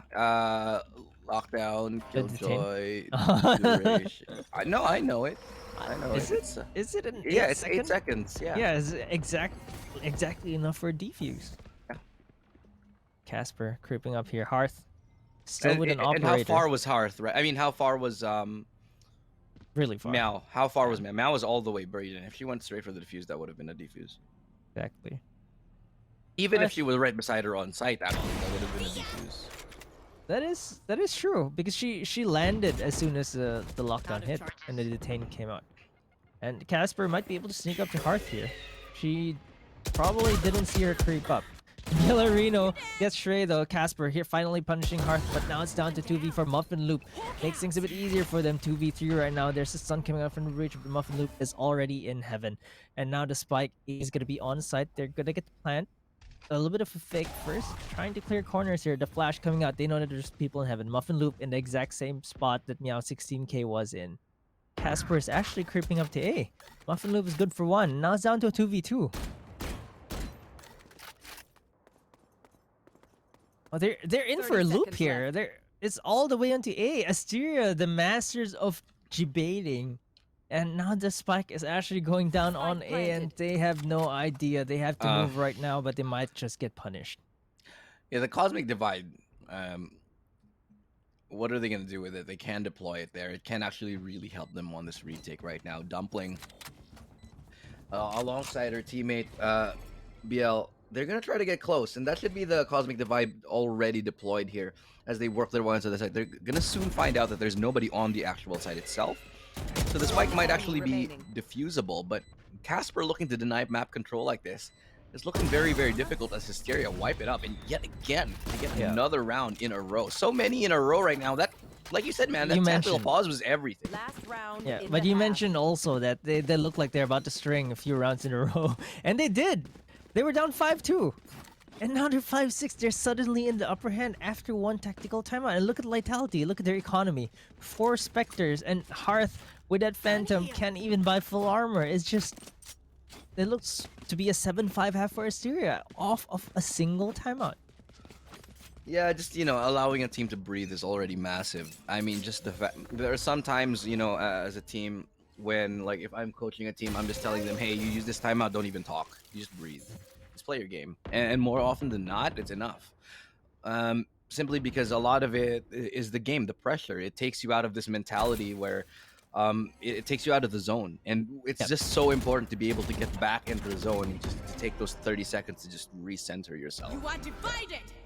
Sometimes you really put yourself in the mental hole, right? Like you keep trying to find the frags, you try too hard to find the frags that you forget how to play, and you forget your foundations, basically. And now I think looking at Asteria, their confidence is back, and here is might be another bait play yet again.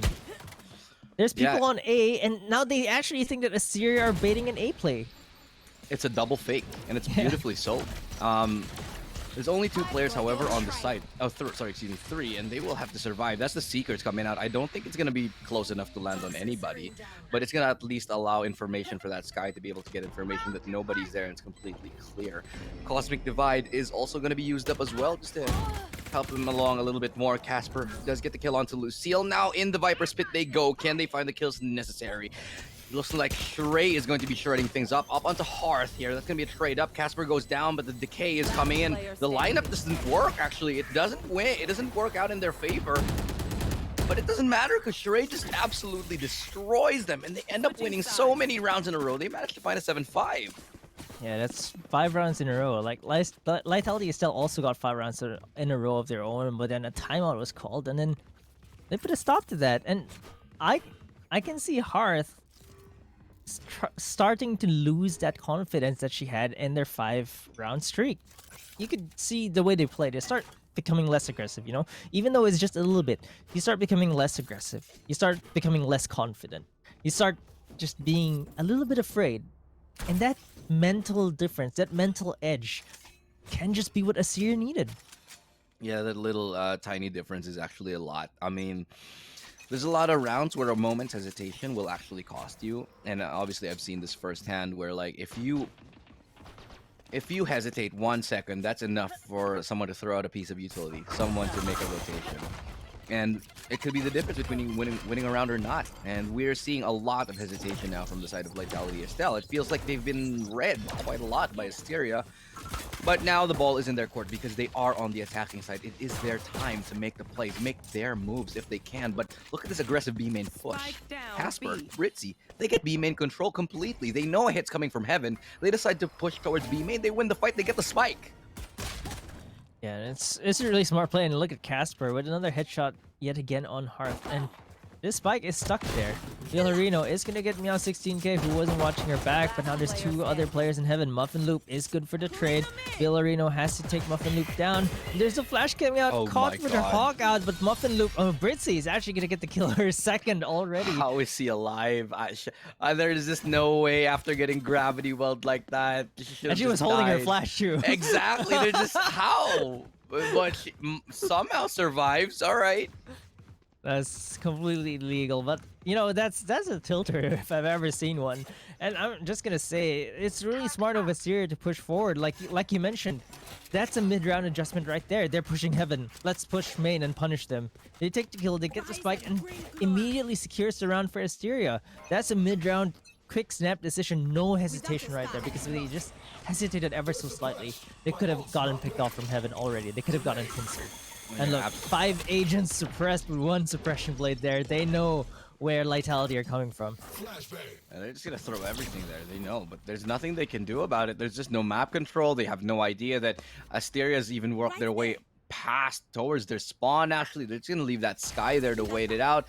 Casper perfectly wait in this corner. They're not even gonna check her. She's just gonna mow down 2 of them right now easily. Oh. Oh. Okay, fade away. That's cool. Fade Yeah. away, classic right-click spray. Finished her Peace. off. That's a classic if I've ever seen one. But Oh, there's this I like this blade- angle by Sheree. She goes into the position her team last died in, so they're probably not going to check it. And it actually works. Nets him a kill. And Dumpling's the only one left standing here with... I mean, sure, she's healing up, but still, they know exactly where she is. And they spotted her, right? Yeah, they definitely know she's there. Wall bang. Straight to the head of Dumpling. Nothing she could do there. I think she just expected... Maybe was hoping that hopefully no one checks my corner here. Yeah. But like you mentioned, Shrey tucking herself into the exact same corner that Casper was in. A lot of people tend to not check their corners twice. And I think that's an extremely smart move. And I'd really like to point this out. Again, Asteria are playing with a purpose. Every single move they're making has a purpose behind it. And they're playing extremely deliberately to the point that Lightality Estelle, they can't find any openings. Yeah. I think case in point of that would have been that response towards that B Heaven. Like, they have 2 players on B site, and they know they're vulnerable from Heaven. Instead, they give up the vulnerability and then push towards B main, and they turn it into an advantage, even getting the spike. So Asteria, again, playing, as you said, cerebrally, and just very decisively knowing what to do and with purpose. Now, they're holding on to that site. Muffin Loop only has 26 HP. Won't be able to do anything with it. Somehow they've still found a 3v3, and this is still already an expensive round. Spike has been collected, but Ritzy will punish her for that collection, actually. 3v2 now as Asteria once more. If Asteria wins this round, I'm calling pretty much GG on this It's done. game. Right? Like this is their bonus round, and they're at a man advantage right now. Lightality have to hold this really well. They take one down, but Shrey immediately trades. Villarino is alone, 1v2 post-plan situation, but it's gonna be really difficult as an Astra here. And Casper is just gonna take her down in the Spectre, and that's it. That's what can you do now? That's This was your buy that's a round. bonus round. Yeah, that was their buy round. It's a bonus round. We're most likely going to be seeing an 11-5. look at that. They're broke. They're gonna have to. I think they might force on top of this. Yeah, Lightality. No, they thought about it, but I guess you can't really. Like they're probably thinking, you know, even if you force this, can we actually win with pistols? I think the smart call would be to not buy and really just bite the bullet on this one. Take the round. Get to 11-6. Yep, I agree. I mean, Again, this is not their map pick, so this is probably this is an expected result. What was the score line I predicted at the start? 13-6. 13-6, yeah. It looks like it's gonna be that really. It might not even get that to that. Might point. not even get to the 6th. Yeah, I agree. Like Meow 16K, she plays an aggressive position, but with a judge this time. She knows that, you know, if I die here, I'm only giving up a judge. And if she peaks at an opportune moment here, I think she can just catch Lightality out. Look, they're trying to go for heaven right now. There's the one way. They're so discouraged from doing anything. There's the kill dear. onto Villarino. There's the pinchels coming out as well. Muffin Loop gets Dumpling. And Ilema actually gets one stray, gets taken down. But there's the judge yet again. Casper takes the seal down as well. They have the spike. And they're just farming at this point. That's my favorite skin in the game, I think. Mage Punk. Yeah, it's one of my favorite skins in the game, I think. Yeah, I think not many people actually have it. Because of that, I think that I rate it higher just because it's very unique. It's I actually really nice. slept on it. I didn't get it, and I regret it completely. I have a Check question. your The Bullet Comb, you can spin it like the normal Balisong, right? I'm actually not sure. I actually haven't checked the Yoru comb out very much. You better check. Night Market also is up, 10 so seconds left. might see some Mage Punk stuff in yours. I'm not sure if you've checked. I have not, but I will. But I always get really bad stuff. Oh, in the no! night market. Who's got this? Oh, dear. No, wait, what? She just peeks at the right time. Oh no, Hearth was That's- reloading. Yeah, she was really. And that's like 300. How many did she get? For an investment of 1,800, she managed to get 3 kills. She racked up what? 600 creds. 600 plus taking away the money of Lightality Numbers, Estelle. Yeah. That shotgun paid for itself and more, I think. And she got a Phantom Don't too. overthink it. Yeah, That's it's a my free job. upgrade. Yeah, she got 600 and then got a 1.2k on top of that. Yeah. Oh my god. Oh, now she gets punished here though. Okay, a little bit over the top on that one, sure, but it's worth a shot, especially if you're really only on a judge here. Cosmic Divide will be deployed towards the site. Muffin Loop looking to hold. It will Yeah, be I think crossing any moment now. The gravity will slow them down though. She can probably, yep, get a few kills of her own here. 2 headshots. That pop was perfect, but you know the cabbages. She was overly aggressive in that one. She got punished for it, but still down to a 3v3 right now. And now Britzy is gonna take a kill of her own because that Cosmic Divide expired as Dumpling was trying to tuck herself in. And right now Britzy, Suppression Blade, they know where both of them are now. They can storm in like a SWAT team coming in. They're gonna, well, not trade. Oh, Casper is gonna get both instead. Can still revive her teammate. They lined up. And so they all lined up actually. All for Yeah, Casper. They all lined up. They all died just so Casper gets double kill. And Casper almost forgets to res Britzy. Can give the KO ult to KO. Yeah, they do. They give it to KO just because she used it in that round itself. Was Yeah. worth it though because like it bought so much time for Casper to come in with a swing from behind. Yeah, that's. Is it gonna be a 13-6 like you predicted? I'd say it's possible. It's actually likely here. What is our next map, by the way? Next map is.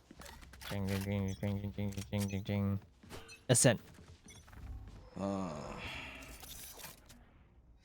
right, Lightality is good on Ascent, but Asteria is good on like everything. Yeah, after that it's Icebox, right? And Meow 16k with her own operator. Hearth really has lost steam already. After that timeout, I haven't seen her really perform. Like she was on a tear at some point, right? Like with the operator, it started to look scary. Oh yeah. And after that timeout, it's just she kept getting shut down left and right, and it shatters your confidence. Valorant is such a confidence game, and when you're not feeling it, you're not getting those kills. It's just game over. And Asteria, 5v3 right now. Shrey even shuts one down in a muffin loop is starting to put more nails in One the enemy coffin. remaining. Oh, that's another one, and it's not all down to Dumpling. I don't really see her doing this 1v5, especially with a Spectre. Does get one, still pretty healthy. Oh, gets the second as well. She has the res right now, but she's gonna face Britzy, and she gets executed 13-5. I mean, you were close, 13-6, 13-5. Asteria really took over this game off of that. Look, that one tactical timeout was when they were down 2-5. And they won everything after that. And they won everything after. 11 rounds in a row for Asteria. It's like, sheesh, man. Like, I really have no words. There has Absolutely been no insane. other tactical timeout in FSL that has been this effective. Yeah, they were down bad, dude. They were down Yes. bad. If there's And- any way to describe it, it's really down bad. And suddenly, Asteria, they're like, "Oh, we're just gonna flip this switch. We're just gonna be like, you know what? We're good now. Yeah, we're good now. We're good And now." look, Casper is actually topped it. I mean, for Asteria, everyone, I mean, with a little bit of exception on Britzy, everyone was getting frags left and right, but Casper has always been their top performer whenever they play Split. It's really just her map. It's her domain. I'm not surprised here. I mean, like when we talk about Asteria, the names that we normally mention, Shrey, Muffin Loop, Casper, it seems though Shrey has really taken a little bit of a step back, back from her super fragilicious that role. And now she's just sitting back and supporting her team, and she's still doing the job that she needs to do. I think there are some adjustments that they need to get correctly, however, like especially the timing on Shrey's lurks and wherever she's going, because Shrey still gets caught out every now and then. But for the most part, it seems like they have found a little bit of a success on the formula that they have. So, we'll see if they actually can keep it going here. Game number 3 is coming up very, very soon, though. And we're going to take a short break. Again, I'm Lestrado. This is Key. We're your casters here.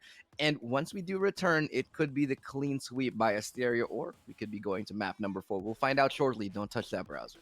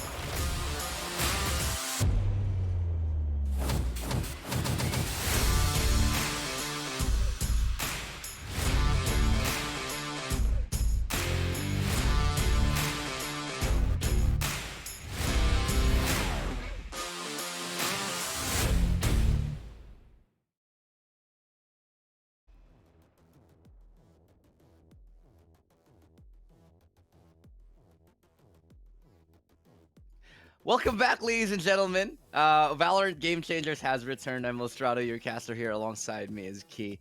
And we do have game number 3 coming up right now. Game number 2 didn't exactly go the way we imagined it.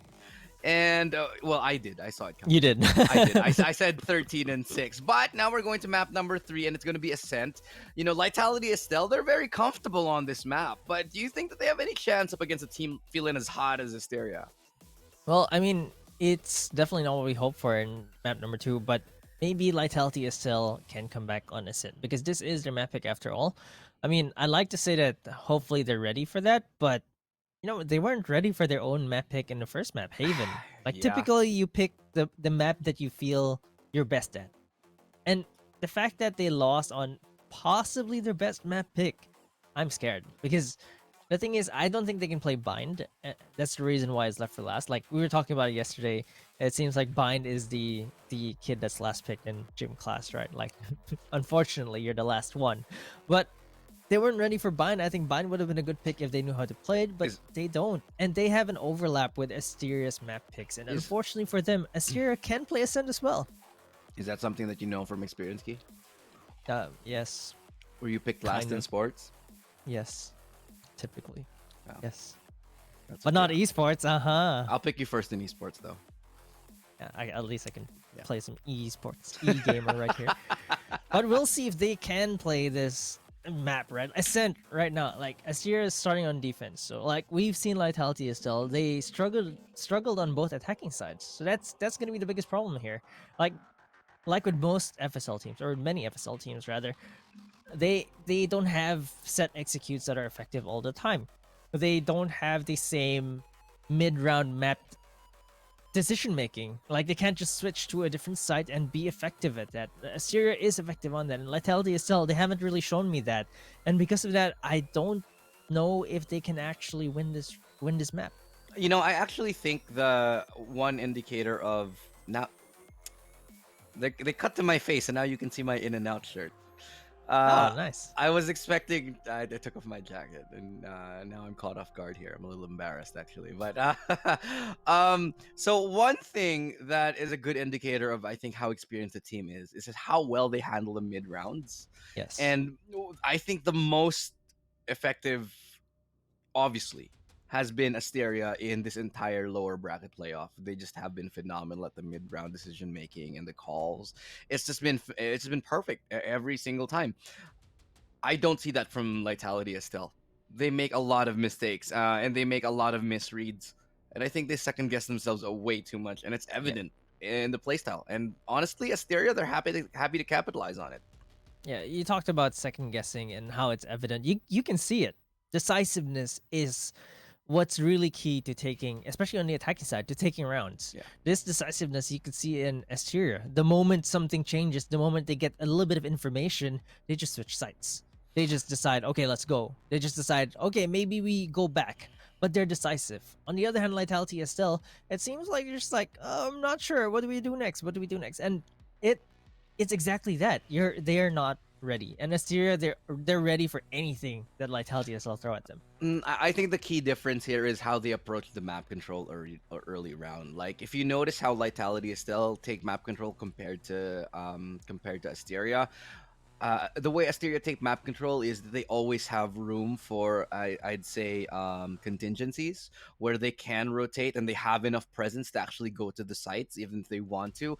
But it seems like when Vitality, they don't really leave themselves open very much for other opportunities. They hard commit onto towards B, and we've seen it in the previous games. Even today in the previous series, they pick a site and that's basically where they go. They very rarely rotate unless they're really forced to rotate. And I think that really bites them in the back because Asteria, they're happy to play the waiting game there. They're happy to play the open game, the default game, and then just snuff out the opponent, sniff them out, find out where they are, and eventually take the round. Now, one thing you can notice as well, Asteria are very good at playing a 2-2-1 split, right? Right. There's one lurker, and two people take each entrance to a site. And I think Lightality Cell, you mentioned it, like they just full commit maybe 4 people into one site, maybe one lurker at the most. But that one lurker is not enough. You need to split that 2-2-1 so that you can go for the trades and really open things up. And I think that's what's going to be the difference maker here. If Lightality Cell can employ that on Ascent. I mean, it also comes down to experience, right? If you've played the map multiple times, you're a lot more confident in making these mid-round decisions. You've been through the motions. You've been through these decisions that you need to make in the map, and that clearly was not available to them in Split. Maybe on Ascent, they're more confident. I'll pick you first if you play a New World with us. What?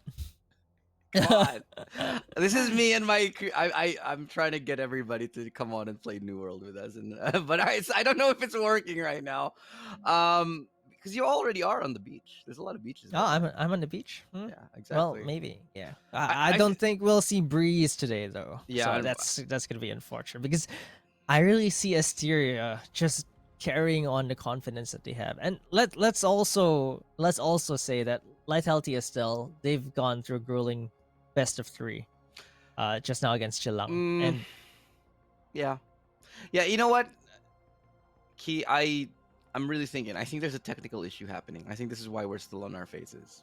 You think so? Yeah.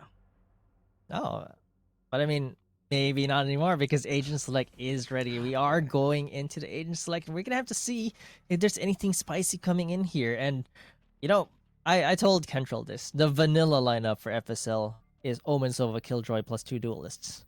And it looks like we're gonna see Omen Sova Killjoy yet again, Hearth on the Jet, and of course Bielorino, yet another duelist on the Phoenix. And Right. That's just the vanilla lineup for Ascent, really.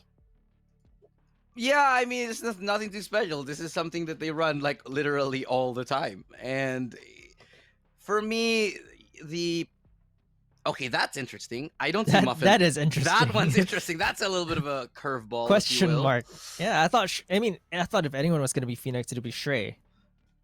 When is the last time I saw Muffin Loop on Phoenix? It's gotta have been like Been a while. Open Been a 3? while. Probably 4. maybe 5? 4. Was it 4? Yeah. It's been a while. It's and been a while. We'll really have to see. I mean, both sides have the Phoenix here, which is interesting because honestly, I'd prefer the Sky here because they've shown they can play the Sky. Especially Muffin Loop herself can play the Sky, but Phoenix, I think, is actually really interesting. I think Sky is just literally good on every map. Yep. I mean, I'm not gonna deny that. There's just Sky is just like god tier, dude. I think when people started figuring out how god tier Sky is, and just needed her everywhere. Yeah, Even I play I think Sky the now. biggest thing. Oh, you do? Yeah, I've sort of swapped. I've been switching from Jet to Sky now, and it's honestly my win rate for Jet is actually in my diamond account. Okay? In my diamond account because I'm not iron. In my diamond account, my win rate for Jet is actually like 40%. Wait, Iron. I'm not, surprisingly. My win rate for Sky and Omen is like 75%. So I feel like I might need to stop playing Jet. Yeah, maybe you need to get carried. I'm just kidding. Yeah, But, I mean, probably. as a Sky, I mean, if you're playing really well as a Sky or an Omen, you really can affect the game really well. Shrey, Spring, gets Oh. sprayed back by Lemma. She didn't even see that coming, but Britzy, with a well-placed shock darts, gets Heart down. But Yellerino takes Britzy down as well with her own classic. Casper is still on the site though. They're not gonna expect this. She takes one down. If she gets a second here, it's gonna be dicey. But now it's down to 2v3 Asteria. They do check the corner, but Dumpling survives. Only takes a classic bullet to the head. Muffin Loop needs to top herself up with this Molly right now. It's down to 1v2. This is doable. It is Muffin Loop after all. That kill onto Shrey was like, if you stare into the abyss, this abyss stares back. That was definitely a staring back moment. Yeah, and it rightfully so. That was an Omen smoke. That right was there. exactly the Omen smoke exactly. And now Muffin Loop, this 1v2 has to deal with 2 bodies and 1 sentry. And I just now they know where she is. She's at 60 HP. There's just no way in hell she gets this. She needs to get. Oh, and the run and gun. Oh my god, it hurts. It hurts to see, but Yeah. it works. It works. Just full swing out run and gun with a ghost, and okay. I mean, I think it's because they had the call that she was low on HP, and even if she did heal up, she wouldn't have gotten the full. Yeah, and you know, I think for Asteria, it was just unfortunate for Shrey taking a bullet through the smoke. Though I'd say that she didn't need to shoot through the smoke, but I don't think she expected that they would shoot back fast enough. And one thing to consider as well is that she had a classic. That means tracers do come out, so they know where it's coming from. Oh yeah. Now, great recon bolt there. And look, Asteria, they love this. In round number 2, they like stacking on the site. There's actually 5 members of Asteria waiting right now, and it's a trap! Ilema, though, and Hearth, they're gonna take it out. They're not gonna get many kills. Casper takes one down, but they're gonna get cleaned up. That's trap. Has been sprung, but it wasn't effective at all against Lightality Estelle. This is what they need. 4 of them survive. So I'm getting a message in chat, and they're like, one person in chat's like, I want to see these casters go on a date. Oh my god, they're so cute together. I mean, you're not wrong. We are cute, but do you want to go out? I have a girlfriend. Why you gotta drop? Why you gotta throw me under the bus like that, dude? All right, right now it's gonna be the buy round first tier though, so this is gonna be scary for. Yo, way to Lightality change the because- topic. All right, I'm gonna let that go for now. for now. And For now. let's see if Meow is gonna let them go here. Look at the pain shells plus the molly here. They're gonna have to run. And Meow 16k takes advantage of the trap, but Villarino takes Casper down. Dumpling gets a headshot of her own. Do they know that Muffin Loop is here though? They might not check wine. Muffin Loop takes the seal down, takes Hearth down as well. That molly is gonna come out after a reset, and it is gonna burn Villarino down. That Phoenix, it doesn't heal you if it's from the enemy Phoenix. So Muffin Loop, with that reset from the molly, isolates Dumpling to a 1v3. Spike is on her side as well. Dumpling takes Britzy down though, 1v2 right now. And they know she's in Jenny somewhere. Yeah, they've got an idea. They can sniff her out. Lightality, Estelle, they would love to win this round. I mean, it's a bonus after all. Who wouldn't? But Shrey's up from above, and they've got 1 and B main. This Spike is unrecoverable. There's no way she wins this, but she needed to have checked that. She needed to have checked that corner. But wait, Dumpling. Yeah, she needed to have hard checked that corner in order to win that round. But still, a good endeavor. 3 kills on their bonus round. 4 kills, excuse me. And that just completely went Lightality Estelle's way. You know, honestly, one of their best bonuses so far. Yeah, I mean, we talked about this, right? Lightality is still normally are the ones on the receiving side of this. On the buy round, they lose too many guns. And now it's Asteria, the one that got punished. They were the ones who lost 4. And Lightality is still just the first time I could convincingly say it is a pretty good start from them. It's a fantastic start, in fact. And it looks like they're actually doing everything that they need. And they're looking much more comfortable. Look at this opening pick very, very early on in the round. That's a challenge right there. Muffin Loop looking okay, little bit of a miss. Yeah, that flash was not really very good. Alema takes one down. Britzy gets caught with her utility out. Now it's down to a 2v5, and this is where it's actually hurting Asteria because they're on the Spectres. They can't really do that much anymore. There's a Vandal on Muffin Loop though. 0 armor right now, so she's gonna have to go for Spike headshots planted. on end here. Now it's down to 2v5. Ilemma is there for the hunt. Casper gets tagged, and there's the shock darts coming. Last They player know the standing. angles for this, and Casper gets taken down 1v5 right now for Muffin Loop. But if there's anyone on this server who can do it, she can. Oh yeah, I mean Muffin Loop is just blessed with the good aims. But with two people, excuse me, now approaching from this angle, they don't check her. No, but Ilemma is there for the trade. Muffin Loop, great idea on the swing there, but unfortunately for her, they're ready. Lightality, they look so much better than the previous 2 maps. Like they're, we said playing with a purpose, right? Like playing with a purpose also manifests itself when you're watching the players. They know where to go, they know what to do, they decide right away. In a game like Valorant where everything comes down to milliseconds, that decisiveness is important, and Lightality is still are starting to show signs of that. But there's one thing I'm afraid of though. If Asteria are down yet again and they call a tactical timeout, will we see another timeout of miracles yet again? Yeah. We'll see. I mean, if any team can come back from a large deficit, Asteria has shown that they are very much capable. Nice shock dart. It's gonna do a little bit of damage. Not as much as I initially thought. I thought she had the lineup absolutely perfectly. Yeah, I thought they'd all go to half at that point, but it is an eco for them, so Asteria gonna try to look for as many kills as they can. Lucille has an alarm bot there, so she knows that people are coming in, but there's a headshot from Shrey. Oh, nearly dodges that shock dart. no! Oh, the That's second not one! dodge, The the second one finds two! They saw the first one, they didn't see the second.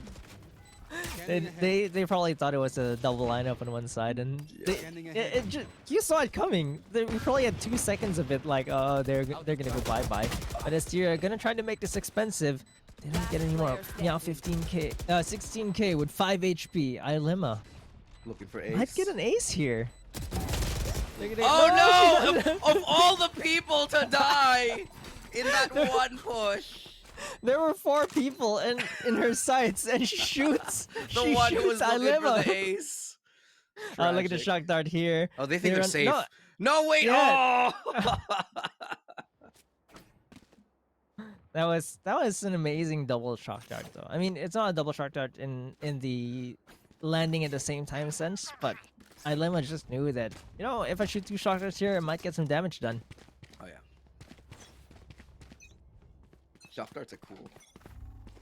Yeah. I mean, if you know how to aim them. Yeah, well, if you're a person who knows like the lineups and like actually goes for lineups, then you probably know what's up, and how to do it. I just can't be bothered. Yeah. I know I only know like recon bolt lineups, but the double shock dart lineups, those are like Those are a bit much. those are difficult. Yeah. Like Yellerino using that ultimate to at least get some information, but Asteria are showing signs of life. 3-for-1 right now, and Ilemma is in a dilemma right now as Casper finishes them all off. 3 members remaining for Asteria, and it's starting to look like they woke up from that whatever short nap they had. Yeah, they do, and they've managed to finally pick up a round here. It's taken a hot minute, but 2-4, it's just 2 rounds that separate. It's not too bad at all. Not anywhere close. Yeah, and gun situation, Lightality, they can still full buy for just 1 round. But Asteria, if they can string rounds together, that's gonna start streaking for them, right? The confidence that we've seen from Asteria, like once they figure something out, it seems like they ride on that wave, and they just, when they feel good, the frags drop, and when the frags drop, they start to feel The even enemies more drop. confident. Yeah, the enemies drop, and there's nothing they can do. But let's see if Lightality can keep this up. Let's see. Let's hope they're not shaken yet, because they've been playing pretty well this first half of the first half. Some decent info given towards market that there's nobody there, and that's going to signal the B split to already go. Now, it's going to be hard to actually line up a double right there. 2 big kills. Bring us to a 3v3 right around this corner. Dumpling should have gotten the drop onto Meow, but instead Meow prevails. Casper not ready for the push by Hearth, and that's yet again 3 kills for the duelist. And Hearth stepping up exactly when they need her to. The only 2 players remaining for Asteria are the 2 duelists, but look how far away they actually are coming from. That Hunter's Fury remaining. Oh no! Perfectly placed. Yeah, It- backed into it at the last second. It was just actually to slow them down from pushing, but to actually find a kill and bring it to a 2v1. Fantastic work from Ilerma, who has just been the bane of Asteria's existence. Yeah, you know, great Sovas really excel in Ascent. Like, I feel like Ascent is so... Okay, here we go. It's 2-5 again. Is there a script going on? Because it's 2-5 yet again. And here And comes the Asteria pause. call for a timeout. I'm scared. Look. If you're Lightality, I'm shaking. Whatever their coach or IGL is saying during these pauses, I just want to be part of it. I Yeah. feel like this is some like life-changing, inspirational talk. Yeah. I mean, I don't know what they say, but I mean, it's coaching can be quite underrated or undervalued by people who've never been coached before. Yeah. I feel like, especially sometimes there'll be watchers that say, "What do you need a coach?" or like, "What's his tactical timeout?" or like they don't know how much mentality really plays in this high level of gaming. Like, you know, how sharp you are, Like how fast your decision making is, or how calm you even are. if you've ever played in even like a varsity team on any level, you'll know how important having a coach is to yell at you when you're messing up. Even Yep. just that is a big factor, just to tell you what you're doing wrong and to motivate you. Yeah. Which is why a lot, speaking of the APAC LCQ, just one of the teams like Global, the Indian team, they Yeah, actually Global hired Esports. a coach from C9, right? Oh Just- yeah. Yeah, for the last month that they have before LCQ. So it just goes to show that if you have a good coach, you can do a lot, even with a short span of time. Yeah, that's for sure. I mean, it could even be just someone in your team saying, everyone, guys, we just need to chill, or we just need to do this." Like everyone, you can bring everyone back to the same page with one timeout, and sometimes that's all you need. And let's see if they can take it back, because right now Asteria don't actually have the cash to buy, so this is an eco for them even after that timeout. That's gonna be a good shock dart yet again. Oh my god, Sheree nearly eludes that, and the spray down almost catches her off as well. Sheree gets one right before she drops here. Yeah, that's gonna be yet again another man advantage for Asteria, but it won't be for too long as the trades were very much immediate. Lucille. Get that drop onto Muffin Loop. No, Muffin Loop wins it, actually. I thought that was Lucille. That had Lucille's duel written all over it, but Muffin Loop prevails and picks up a Phantom. Definitely was her duel there. She had a better gun. She had a better position. I think she had a timing as well, but I don't think she was ready for that. And Asteria, this looks doable for them.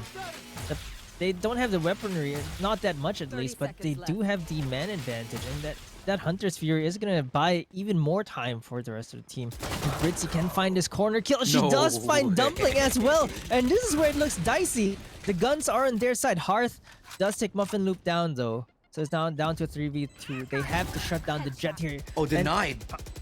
just absolutely Last denied there. Was player that the standing. showstopper? Yeah, that Casper was. does get one kill though, and it's gonna look scary for Hearth right now. Not healthy at all, and Casper taps it. They might not expect her coming from the spawn side though, but Casper, sharpest attack, gets Hearth's head. And look, that was it. What This is a up with 50. these These timeouts, dude? What magic do they have? All right, you know what? Whatever those timeouts are, I literally just want to sit there and be part of it, because I feel like I'll like realize the meaning of life in between those timeouts. Suddenly I'll win a freaking thrifty. I don't know, dude. Like I really gotta give props to these players, because look, a timeout of 30 seconds, it's actually really not a lot. And the fact that you can come up with either a strat or even to just mentally reset within those 30 seconds, that's a tall task. That's a tall task for anyone. Yeah, the timeouts are so good. We might get some insight on it later in the interview if Asteria do win. And Lucille takes Muffin Loop down though. This is gonna be really dangerous right now. But Meow 16k gets traded 1-for-1. Asteria still not looking very good. That was an aggressive play by them, but it didn't really pan out so well. That was a 2-for-1. But I still think that the rest of Asteria, especially Casper, can come in the clutch here. Going for a B execute right now behind that Owl Drone. Hearth with her Blade Storm. Well, Check nobody's sight there. and it's clear. It's worth a shot, but no one's there. Yeah, that's for sure. And they're getting the plant down. Asteria are gearing up for this post plant, trying to see if they can find anyone who's a little bit out of position or greedy here. There's the shock darts coming at Britzy, takes some damage because she was in her owl drone. I think she took 90 damage there. That was a direct hit from the shock dart. And bounces back onto her Ilemma. Hearth gets a headshot as well from the Blade Storm. Casper gets taken down. And Hearth, yet another headshot onto Shrey. Lightality, Estelle are saying, no, this timeout isn't going to bring you, 11 rounds in a row yet again. We're going to shut that down right now. I love Ilema's lineups. They're so good. How does she get so many shots? I think like shock dart kills, like 4 of her kills right now, or 5 of them. A third of her kills are shock dart around kills. Around there. She must have done really well in geometry class. Like, Did you? because wow, I did not. I did pretty well, I'd say. Okay, fair play. Oh, I didn't compete in traditional sports. I did mathematics. So Mathematical sports. yes, math Olympian. I No, think you mean mathletics. yes, mathletics. There's an actual class called that. But Casper is gonna try to hold the side here right now, but there's a nano storm coming out. She sprays through, and Ilemma actually gets tagged down a little bit. Britzy with a frenzy here. I tried to go for something, but let's see if she can peek wide yet again and take someone out. There's a recon bolt coming out. Lucille is tucked into this corner. Shock dart coming out as well. Lucille just patiently waiting here, going to punish, wanting to punish Asteria at least when they swing, but Hearth just finishes them off. They don't even know where Lucille is yet. Villarino gets kill of her own as well, and the rest of Asteria, they're just stuck in spawn. Last player standing. 1 player left standing, and Casper. Yeah, you have a Vandal, but there's 5 people. Well, 4. She Gets 1. keeps getting those fadeaway kills, you know? Yeah. Like, as she's about to die, she's like, yeah, I'm gonna take one with me. I'm not going down without a fight. Yeah, but Asteria looking uncharacteristically lost here. I feel like I was expecting a bit more. But we'll see. Right now they do have the operator right now, and you know, Lightality, we talked about their strategies, right? They just like funneling 5 into one side. And right now Asteria don't seem to have an answer for that. Yeah, not at all. But you know, again, Lightality, Estelle, this is their map pick, and when it's your map pick, most of the time you have a lot of good ideas on the attacking side, which is why I'm really not surprised by this scoreline right now. When it comes to the switch on the defensive side, I really think that's when we're going to see the story of what this map is going to tell us. But I do think it has to come up to at least an 8-4 if Asteria want to win this one. Look at how aggressive BL is though with this ultimate. Doesn't get very far, however, but still enough to clear the site and get the spike actually planted down, though. Muffin Loop with that operator will not find much value off of it for now. And, you know, on Ascent, the operator, I feel like, isn't as good as it is on other maps. It's simply terrible for retakes. And because of how quickly the sites do go down and fall to the attacking side, actually. That's very true. I mean, the sides, I feel like Ascent is one of those maps where you really have to play the retake all the time. Casper gets 1 kill onto Ilemma. They're not checking the corners, so but Casper gets another kill for own, but no, it's a massacre. Villarino finishes it off, and that's gonna be 8 rounds for Lightality. So you said at least 8-4, right? But you know, do you want to go 9-3? You know about the 9-3 curse? I do, I do, but I was gonna say that the 9-3 curse doesn't always apply, but then we saw it in Berlin, so kind of it's a real thing. For a long time I denied that the 9-3 curse is real. And then I saw it happen before my eyes, time and time again, as I was watching and casting Berlin. It was just like, okay, this is kind of crazy. So maybe. Yeah, it's pretty crazy. And look, Hearth with a quick onto Casper couldn't jiggle fast enough. And Asteria really looking lost here. It's the last round of the half. They need to scrape this one last round, and they're already a player down. 1 player, indeed. And up on this very last round, that's massive. A little bit of a quiet game right here for Shrey as she lets them all pass, hoping that somebody walks into her crosshair, but they won't. They simply will just walk past her and take the site itself. And the position of Shrey has just made to be completely ineffective. Retake now beginning for V5. Yeah, I mean, hiding there. Even her alarm bot was already popped. She didn't get anything out of it, and she gets taken down as well by Bielarino, who's on a late A short push.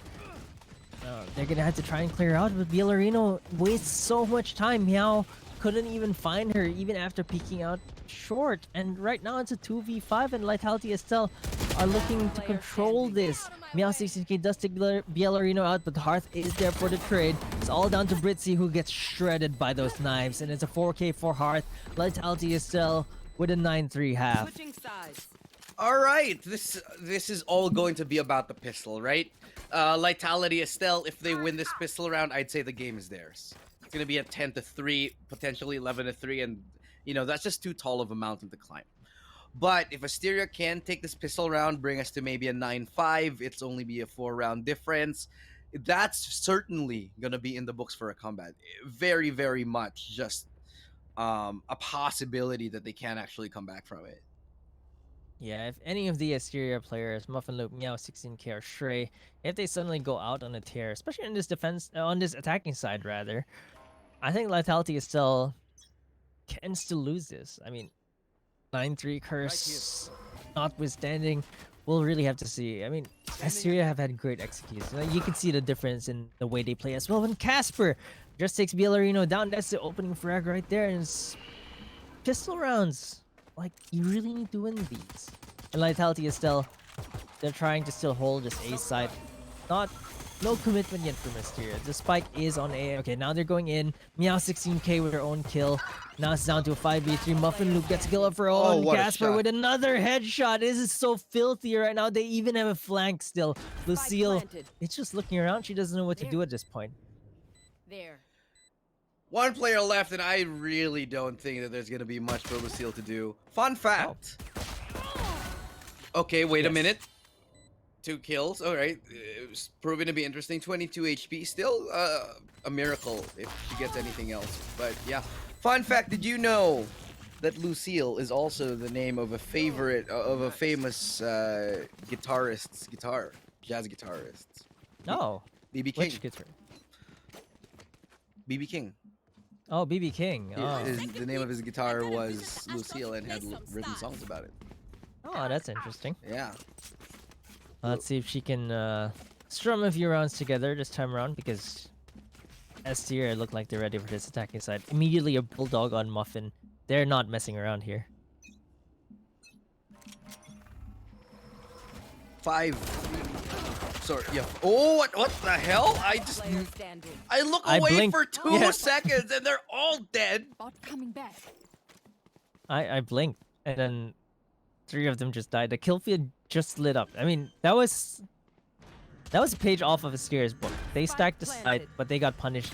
Same as Asteria did. Oh, Shrey almost misses Lucille there, but pretty clean round from the side of Asteria. And this is where the 9-3 curse makes you question things, right? Does it really work? And it's starting to look like Asteria are... I'm seeing it, dude. I'm seeing it as well. Like, you know, there's that impending feeling of impending doom all of a sudden, and then they're like, hey, we're screwed. I and get then- that all the time.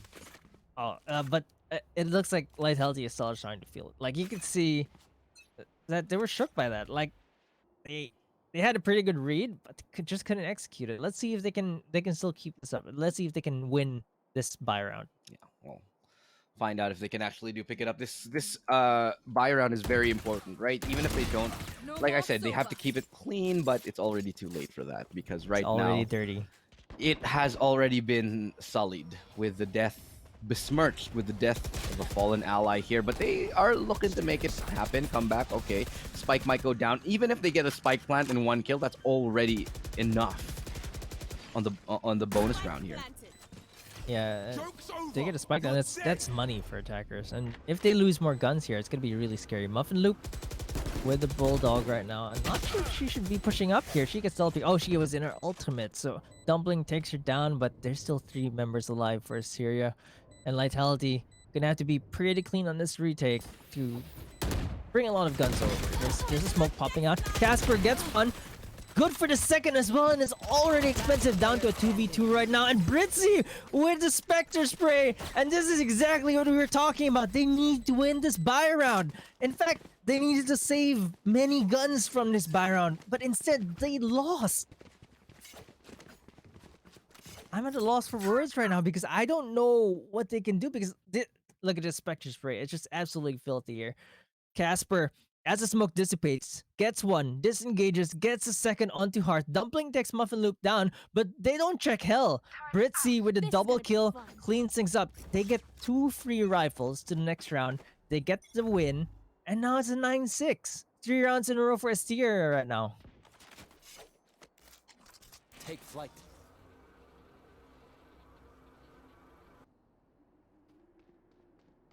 Seems like Lucille, the sheriff here. Not sure what she could do.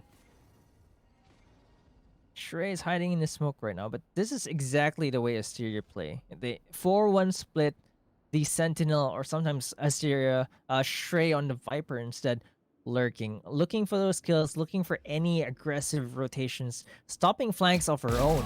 And Shrey takes Lucille down, doesn't check corners. Hearth with a headshot from the Marshal though takes Casper down, and it looks like Asteria are still gonna find more kills. Bielarino gets taken down. Hearth with yet another headshot. Really deadly with that Marshal. Gets pushed back with the pain shells. 3v3 right now. The spike is planted. Ilema is gonna try to kill Shrey.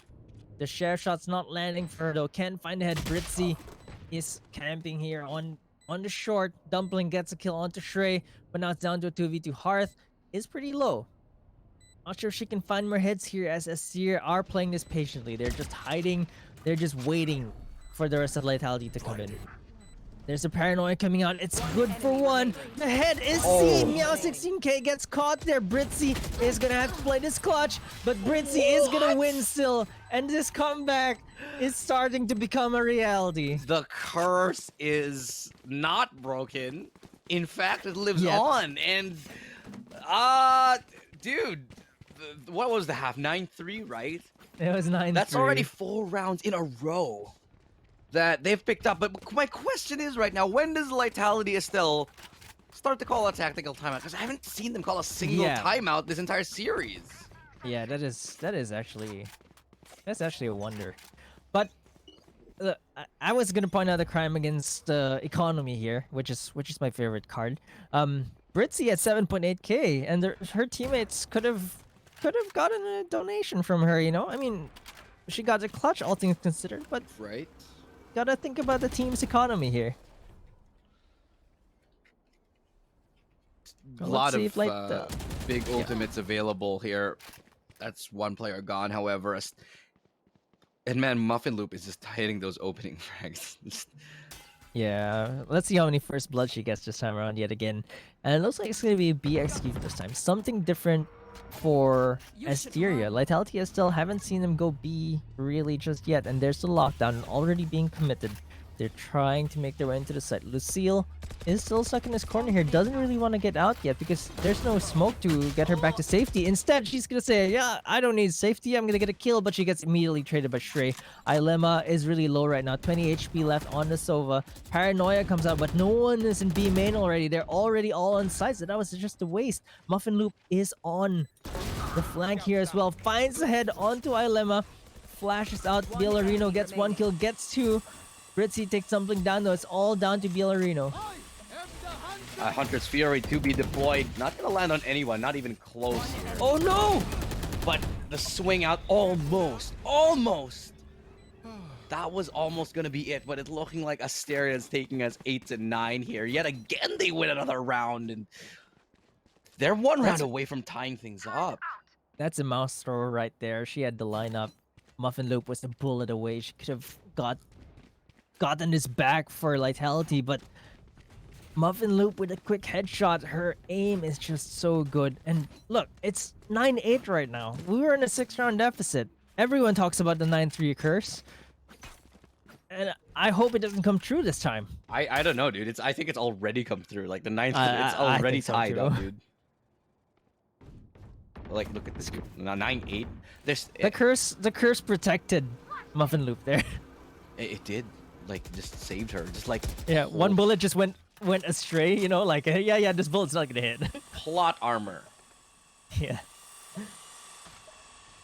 See what they can do now. Lightality really can't buy a kill. Meow 16k with a quick headshot onto Dumpling there, seeing defeat immediately gets control over site. The spike is already going in. Muffin Loop using her ultimate to get a little bit more information.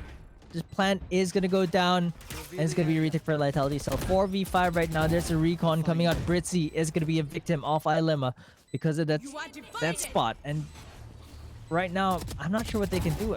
There's the Cosmic Divide coming out. Ilemma, they're not expecting this. Gets one kill. Gets three? the third. All Down right. to 30 HP though. The lockdown's coming in, but so is the defuse. Can they stop it? I just don't think so. It's already more than half, and that's gonna be the round. They gotta save these. Enemy remaining. Yeah, Muffin Loop gets Ilemma, who is, I believe, the one defusing his spike. But there's really not much they could do there. Lightality Estelle finally getting a break in the second half. That, yeah, but at what cost? How many rounds in a row did it take for them to actually win one? Lightality Estelle, they're struggling. They can't get one. They can't get one And in. Even the one that they won was off the back of a really good, triple kill, and at the same time an ultimate from their Killjoy. So a lot had to be dug in order to win that round. Yeah, uncharacteristic as well there. That normally Asteria are very good at making sure that all their openings are covered. But she was able to just sneak in there because of that kill onto Britzy, actually. Britzy was the one responsible for that, and they didn't react fast enough to cover that opening. Right now, Lightality, though, using the Phoenix ultimate to find information. Bilarino is good for one. Meow 16k. Unfortunately, not there to help Shrey get out of that. Now it's down to 4v5. Lightality Estelle, though, they only have 4 guns, but, you don't need guns when Hunter's Fury gets kills as well. Meow 16k, though, gets a second kill, and now they're going to try to go for a 2v1 on this, 2v2 rather, on this A site. If they can get 2 clean kills here, it's going to be pretty good for Asteria, but it's going to be difficult. Yeah, indeed. I'm hoping to see a little bit of... Oh, what a shot right there from Dumpling. Gets traded out, though. Casper, still a 1v3 here, and Asteria, they're looking worse for wear. They're getting put into the back seat right now, and in this 1v3, I just don't favor their odds. Low HP onto Casper already. Might do well to save. Yeah, but we've seen K for Deity touches a 1v3 typically, but no, Casper isn't K for Deity. Ilemma takes her down. There were 2 of them waiting for her to swing there. And Asteria, they're gonna have to eco this round, I believe. Oh, I mean, prove me wrong. 3 of them can buy, so I think it's fine. Yeah, I think they have to at this point. Like, Asteria can't really give any more rounds. Let's see if they're gonna be ready for this operator. Hearth been deadly with his op. Pulls it out this time. I think first time in this second half. Shrey though, only the sheriff on her. Probably wants to just get a little bit more information. And that bot is gonna get some information, but they still don't know that there's an operator in play. Muffin Loop pushes up onto mid already. Well, still, nice shot right there. And Ilemma has just been on an absolute warpath this entire game. Whether it's the aim or the shock darts, has just been doing so well. Hearth looking to seal the deal, put the nail on this coffin right now, and it's looking like we could be going to map number 4. The curse might just be broken in this map here, but I might speak too soon because remember, it's only 3 rounds that separate these two. But again, there's just no money left in the back up until the shot from Shrey. Yeah, it's 3v5. Oh, Dumpling with a flick onto Meow 16k. That's exactly what they need right now to secure this 2v4 situation. I'm not sure how much Asteria still have left in attack, but we've seen them in worse scenarios. We've seen them win clutches. There's a headshot from Shrey yet again. 5 HP remaining though, and she peaks at a misopportune time. 12-8. Match point for Lightality Estelle. Match point here. 4 rounds away, and I think we're going to be seeing a game number 4. Quack predicted the 3-1. We could be seeing it. We could still go to the 5th game. What's the next map? Are we going to Breeze? No, Icebox. Icebox. Breeze was banned. Breeze was banned. Asteria were the ones who banned, and they don't like Breeze, so Breeze was just out. Still, another round, and they still have some semblance of an economy. Not a lot, though. But if anything, Asteria has shown us that they are fantastic at making lesser buys work. Yeah, I mean, Shrey with the sheriff there just took two scalps of her own. If the rest of the team can get one apiece, I think they can string some runs together. It's still scary, right? Like if you're Lightality still, this is where you want to close it. You don't want to give them an inch. Well, give him an inch, he'll take a mile for certain, and that's gonna be a lot of map control taken here by Asteria. Good flash coming up right here. It blinds up Lucille, but doesn't really force her back. The Aldrone will.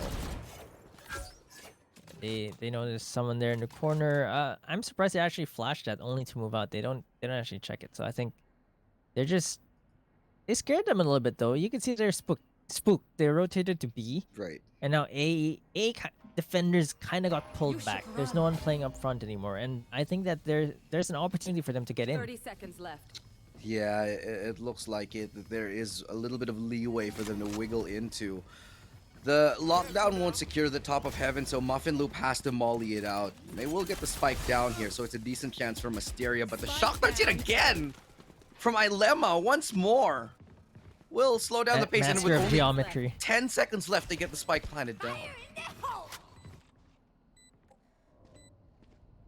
See if they can actually get a start. They did get a spike down. There's Showstopper gets absolutely shut down by Lucille. Player standing. And Hearth and Ilema. It's all down to Britzy. If there's any player that can do this, it's probably gonna be Muffin Loop, not Britzy. And Lightality Estelle keep their hopes alive for FSL lead, and they win map number 3. Yeah, we are going to go into map number 4 here. A little bit of a surprise twist at the very end. The curse has been broken. And so, with that, we will be going into the next map, map number 4 here. A little bit of an impressive performance to what we've seen here from Lightality Estelle. So the fans of Lightality still holding out, keeping their fingers crossed, because on Ascent, they do look solid. Yeah, Ilema is actually played out of her mind. You mentioned the shock dart kills. It's like I don't remember seeing a Sova hit so many shock dart kills in one map. 5 First Bloods, by the way. 5 first blood on a Sova. And she has 2 duelists in her team, a Jet and a Phoenix. She has 5. She really played out of her mind here. And this is what you said, right? To win the maps, they need to basically show up. And Ilema showed up for this map. Like she was pretty invisible in the previous 2 maps, I'd say. Only Hearth and Bielarino sometimes really just pop up here and there. But Ilema she strung various multi-kills. Almost got the ace even until Casper rudely denied it, of course. But Lightality is still a bit of signs of life here, and Asteria is probably going to be ready for the next, though. It is going to be Icebox next, and Lightality is still had to dig even deeper to win against Asteria on Icebox. Yeah, this is going to be a tough one here. I think Icebox is going to be a definite, very, very interesting map choice. I think Asteria have the upper hand in it for sure, but Lightality still, they've shown that they have the resilience to be able to fight off the, the firepower of Asteria. Well, map number 4, because Lightality is still, they really showed signs of life, but whether they can carry that over game number 4 will remain to be seen. Yeah, well, it is, of course, going to be going back to our faces. So welcome back, guys. This is the Valorant Game Changers. Here we are in FSL, and you're joining me. I'm Illustrato. Alongside me is here an amazing map that we just saw, but we still have to continue on. Another one is coming your way, map number 4. Before that, we do have to take a little bit of a breather. Again, Illustrato and Key coming at you. We're going to take a little bit of a breather. Don't touch that browser. When we return, Valorant Game Changers continues.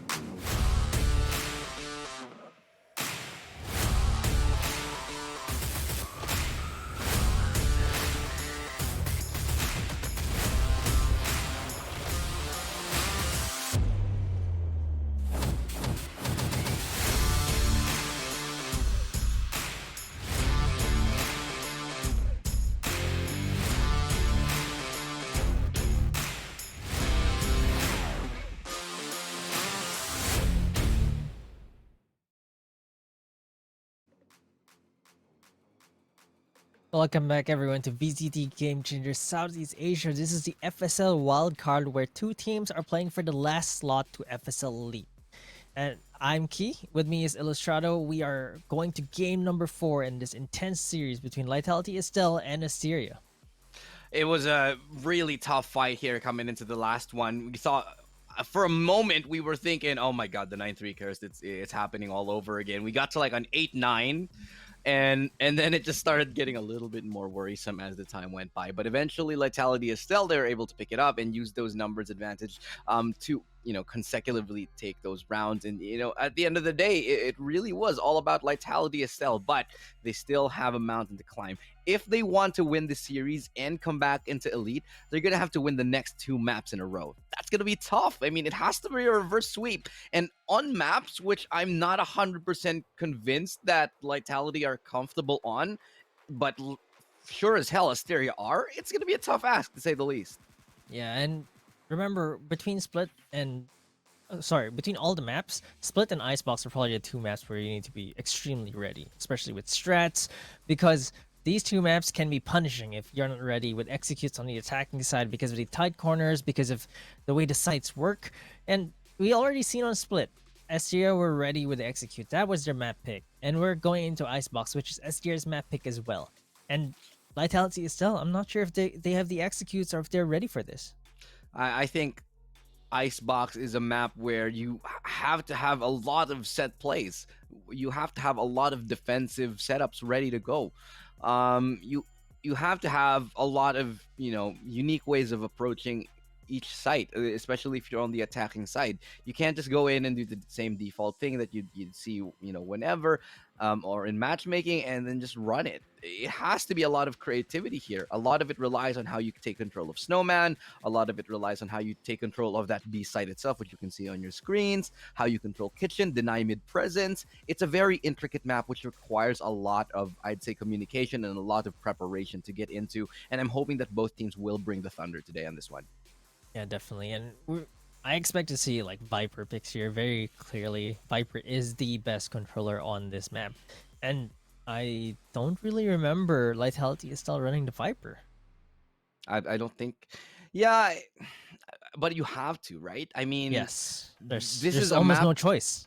which necessitates Viper. I just don't see it happening because just the amount of map control that you can do, the amount of creativity. But fortunately, Viper, it's not actually that hard to use. Honestly, on Icebox, you throw down your Yeah. wall, a couple of lineups, and then the rest is all up to how you can. You could bring up YouTube right now. Is there an agent select? And it's like Viper lineups, Icebox, and then maybe puts him down. The wall is pretty straightforward. I think probably the most difficult ones are the one ways, which we've seen Shrey excel in. She has one ways for every single map I've seen. I think the one that's gonna be troublesome is if you don't know the lineups for Snakebite. And I think those are extremely lethal on Icebox, especially on IA. The default plan into the double Snakebite is oppressive. You can't get the Viper because she's behind belt. You really have to go all the way around out of the side to get her. So the Viper is really important in Icebox, and let's see if Lightality Estelle can actually run the Viper. Yeah, well, we're kind of in this meta where post plant lineups are very viable, especially when you have that, like you said, the Viper and the Sova coming in. Sova very much a meta pick right here in Icebox with the intel gathering that you can get, and there's a very good reason for it. As sometimes some teams would go and choose the Sky, but however, I just the value of it isn't very much the same thing. There's a reason why the most meta composition is the best right now. And that's what we're expecting to see. I wouldn't be surprised to see a mirror matchup from both of these teams, but I'd be even less surprised if there were a couple of hidden picks that we would not be expecting here today. Yeah, we'll have to see. But ILM has been extremely lethal with the shock darts. I'm not sure how she does it. Okay, like for a lot of people, shock dart kills come in the form of there's someone in the corner, you shoot it there. But she's not even close to that corner. She's able to bounce it out really with game sense plus a little bit of knowledge from her teammates, a little bit of expecting where they are, is able to get so many shock dart kills, and is also important on Icebox. Like you mentioned, you can deny some pushes, you can clear some really hard corners because Icebox is full of corners, and a good Sova can really go a long way, and we saw that from ILM's play. But we'll see if they can bring it to Icebox, and we'll see if Asteria they showed signs of life. They almost started going for that comeback. 9-3 curse already broken, but we'll see what their agent picks are shortly, and we'll see if there's actually anything surprising here. But look at this. Lightality, no Viper. I'm scared. Hey. Oh, dude, no, I don't know, dude. Like the Omen is all right. Well, like one of the things that you can do with the Omen is like you can go and play up onto tube, all those things. Yeah, You can verticality. you can get aggressive. Your B side holds might be a little bit interesting, but without the Viper, you don't have that wall that you can have even on the defensive side, which is super useful for retakes on a big map like Icebox. It seems like without the Viper, you're very much limiting yourself here, and I honestly, instead of the Reyna or the in the Jet, I would have actually preferred to see the Viper instead.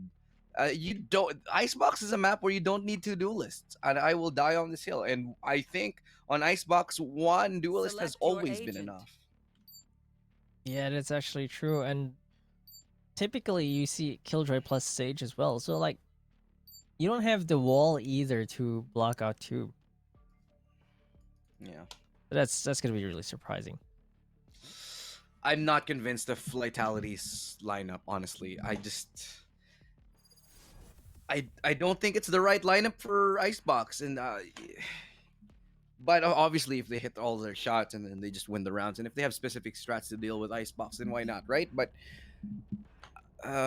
it's gonna to me, I think it's all gonna be about the pistol round, right? If Lightality Estelle can actually show us something new, something interesting on the pistol round with this composition, maybe it'll work out in their favor. And the fact that they're starting on the defensive side without the Viper, it might be a little bit okay, because they can go for more aggressive plays with that with the Omen. But having said that, a lot of the rounds you can win just with the Viper spit deployed on the defensive side towards whatever site, right? But it's tough, dude.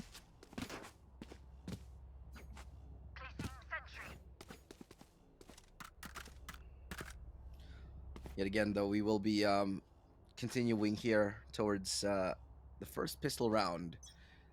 Looking like could be an aggressive take towards B, as all of the members of Asteria will be grouping up there.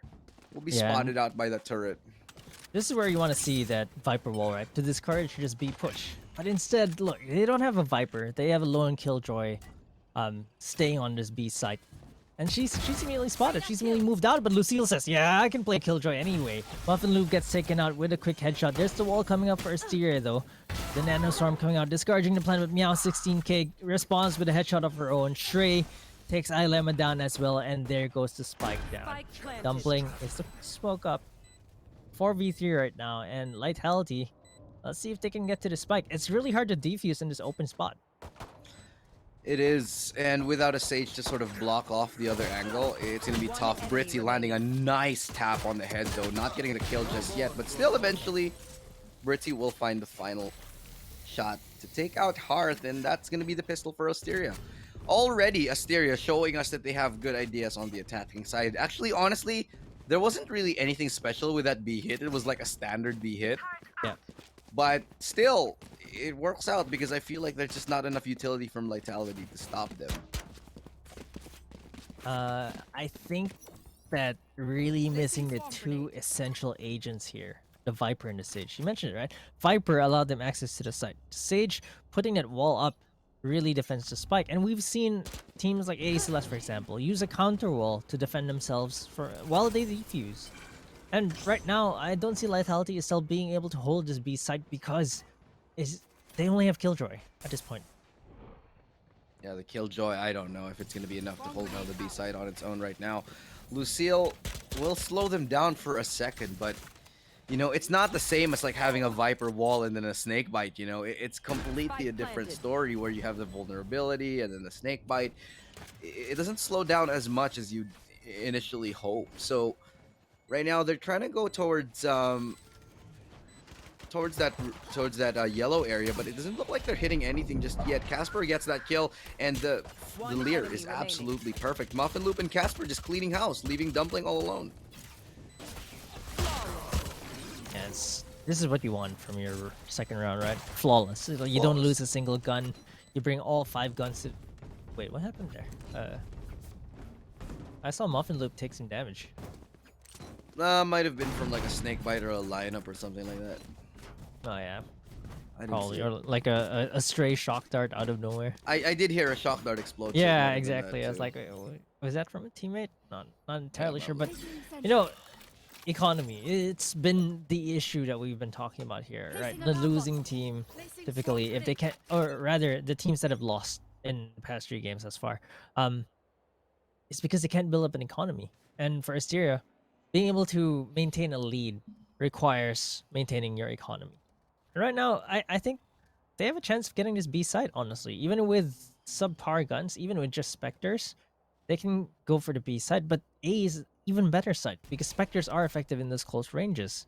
But, you know, I've been debated so many times, they're actually hiding in the smoke here. What? This is extremely surprising. Asteria, 4 members just waiting to smoke, waiting to punish anyone that wants to push. Yeah, this could be massive if they play their cards right here. But Ilema spots out one around the corner. Doesn't really land a headshot for now, but that's going to be the Viper smoke right here. And this is looking familiar to me. This is very much... This is a Gambit strat, actually. Oh, I've I seen see. Gambit run this, and they'll boost over that boiler. But I think they're going to eventually go and try to move over to that B site right now. Lucille, good hold thus far. Looking for Casper. Casper will not 30 seconds left. will actually drop alongside Meow. Lucille goes down, not until she takes 2. Muffin Loops followed up shortly thereafter. And we found ourselves into a 2v4. Now Lightality is still, they are in a good position here. But look at where the last player has Spike crept up. It's down, Britzy B. all alone, 14 seconds left, but she could get a couple of kills from here. 10 yeah, I mean, seconds they left. just want to make it as expensive as they can, right? The shock dart, not enough to finish her off. Ilema is going to finish Britzy off, and Lightality is still survive a buy round with 4 members. First time. Like, you look at the lineup of Lightality still, and you think, yeah, there's no Viper, there's no Sage, and it's like, this is either going to be brilliant or really, really weird, right? It's only either going to be one of the two, because if you go so off meta like this, you better have a damn good plan. And if you Or don't aim. have a... Exactly. If you don't have that plan, then you kind of look a little bit silly, don't you? But hopefully they bring out something, because they just took a nice round on their first gun round. So if they can string a couple together, if they can get a few rounds under their belt on this defensive side, then we might actually just, you know, be completely wrong. Yeah, and let's see if they can keep this up, because Asteria are on the buy round this time around. For them, they're on the upper. They have the upper hand, and the Viper wall is gonna make defenders stay on B. There's still some lurkers mid as well. This is like I said, it's like Nats, right, from Gambit. And Shrey takes Ilema down. Muffin Loop gets a kill of her own as well. A side, only 1 defender left here. And there's still a lurk coming around. So it's going to be difficult for Lightality itself to fully rotate here. The spike does go down. Dumpling peeks as she's actually pinged. So I think that was a bit of a misplay from her. Shouldn't really peek at that timing. Lucille takes 1 though. She's looking really sharp right now. But Asteria survived this round with 4 members alive. And Lightality Estelle are reset yet again. This is the problem with you don't have a Viper on Icebox, right? Because, you know, when you have a Viper on Icebox, you can leave like your toxic screen on towards B and then just full rotate to A. You know what I mean? And like, you just dump utility in one side and go to another. You can't do that with Killjoy, obviously, because the range. And you can't really do much, and you don't really stall them for that long. So this is where the not having a Viper really comes into play. Sure, you have Killjoy lockdown for a retake, but it just looks a little bit inflexible, a little bit I don't know. It does look a little bit inflexible from the side of Lightality right now. Yeah, I really don't feel that Sentinels, besides Sage, are that useful here. And Shrey takes Dumpling down. Oh, takes a second one down as well, but Hearth is going to take Shrey down. Casper is going to swing onto Ilema as well. It's now down to 4v2. There is the res as well for Asteria. Another thing that their lineup can do, because Vitality is still no Sage, no Viper. Yeah, I mean, I don't want to be like overly censorious of the lineup here, but at some point, its fangs will start to show right here. So maybe we will be proven wrong, but thus far, it's looking like Asteria is just finding every single gap in Lightality. Lightality is still side, and I just feel like the entire lineup of Lightality is still right now. It's feeling a little ill-conceived. Yeah. Like if you're running this lineup on Lightality Estelle, one of the strengths that you have is the ability with that Omen to play aggressive alongside the double duelists, right? Yeah. And alongside that Sova. But they're not doing it. They're playing very passively. They're waiting in the back of the sites. They're not getting map control. I'd like to see them take mid. I'd like to see them fight on belt. But none of that is happening right. Okay, now they're doing it. Now they're pushing mid. They're making full use of their lineup. But is it gonna matter when their A site is just going to be completely broken right now? Dumpling get a nice double, and that's gonna be the flank perfectly executed here. There is still a res available for Asteria. I do not think they're gonna be able to get it off this round. However, still a 3v3. Yeah, it's a bit too far to res the two members that actually got picked off there.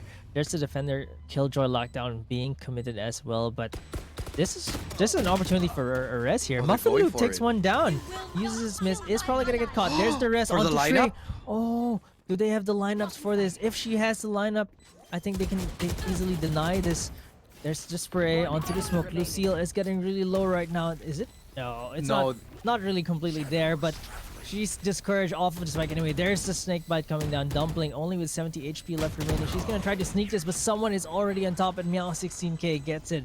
That lockdown, you see, it's not as effective as it can be. It It's also actually- countered by the snake bite.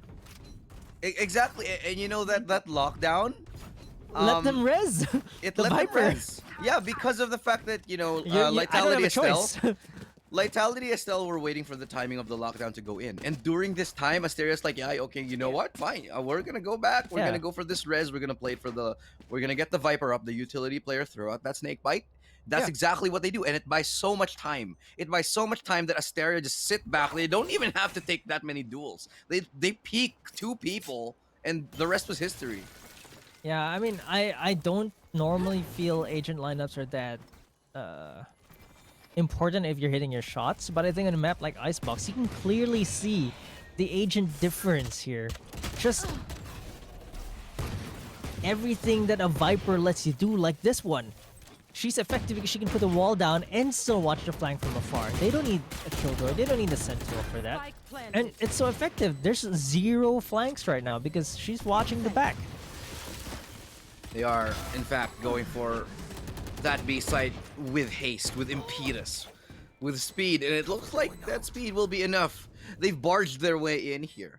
Can they hold on to it, though? It looks like Dumpling got that kill, but it was, in fact, Ballerina who did it instead from the shadows, just to check the flank here, maybe to deny that lineup play, but the lineups already have been deployed here. One enemy Ilema will be good for 1, but in this 1v1 position, all she has to do is wait. Wait for the tap and then swing out.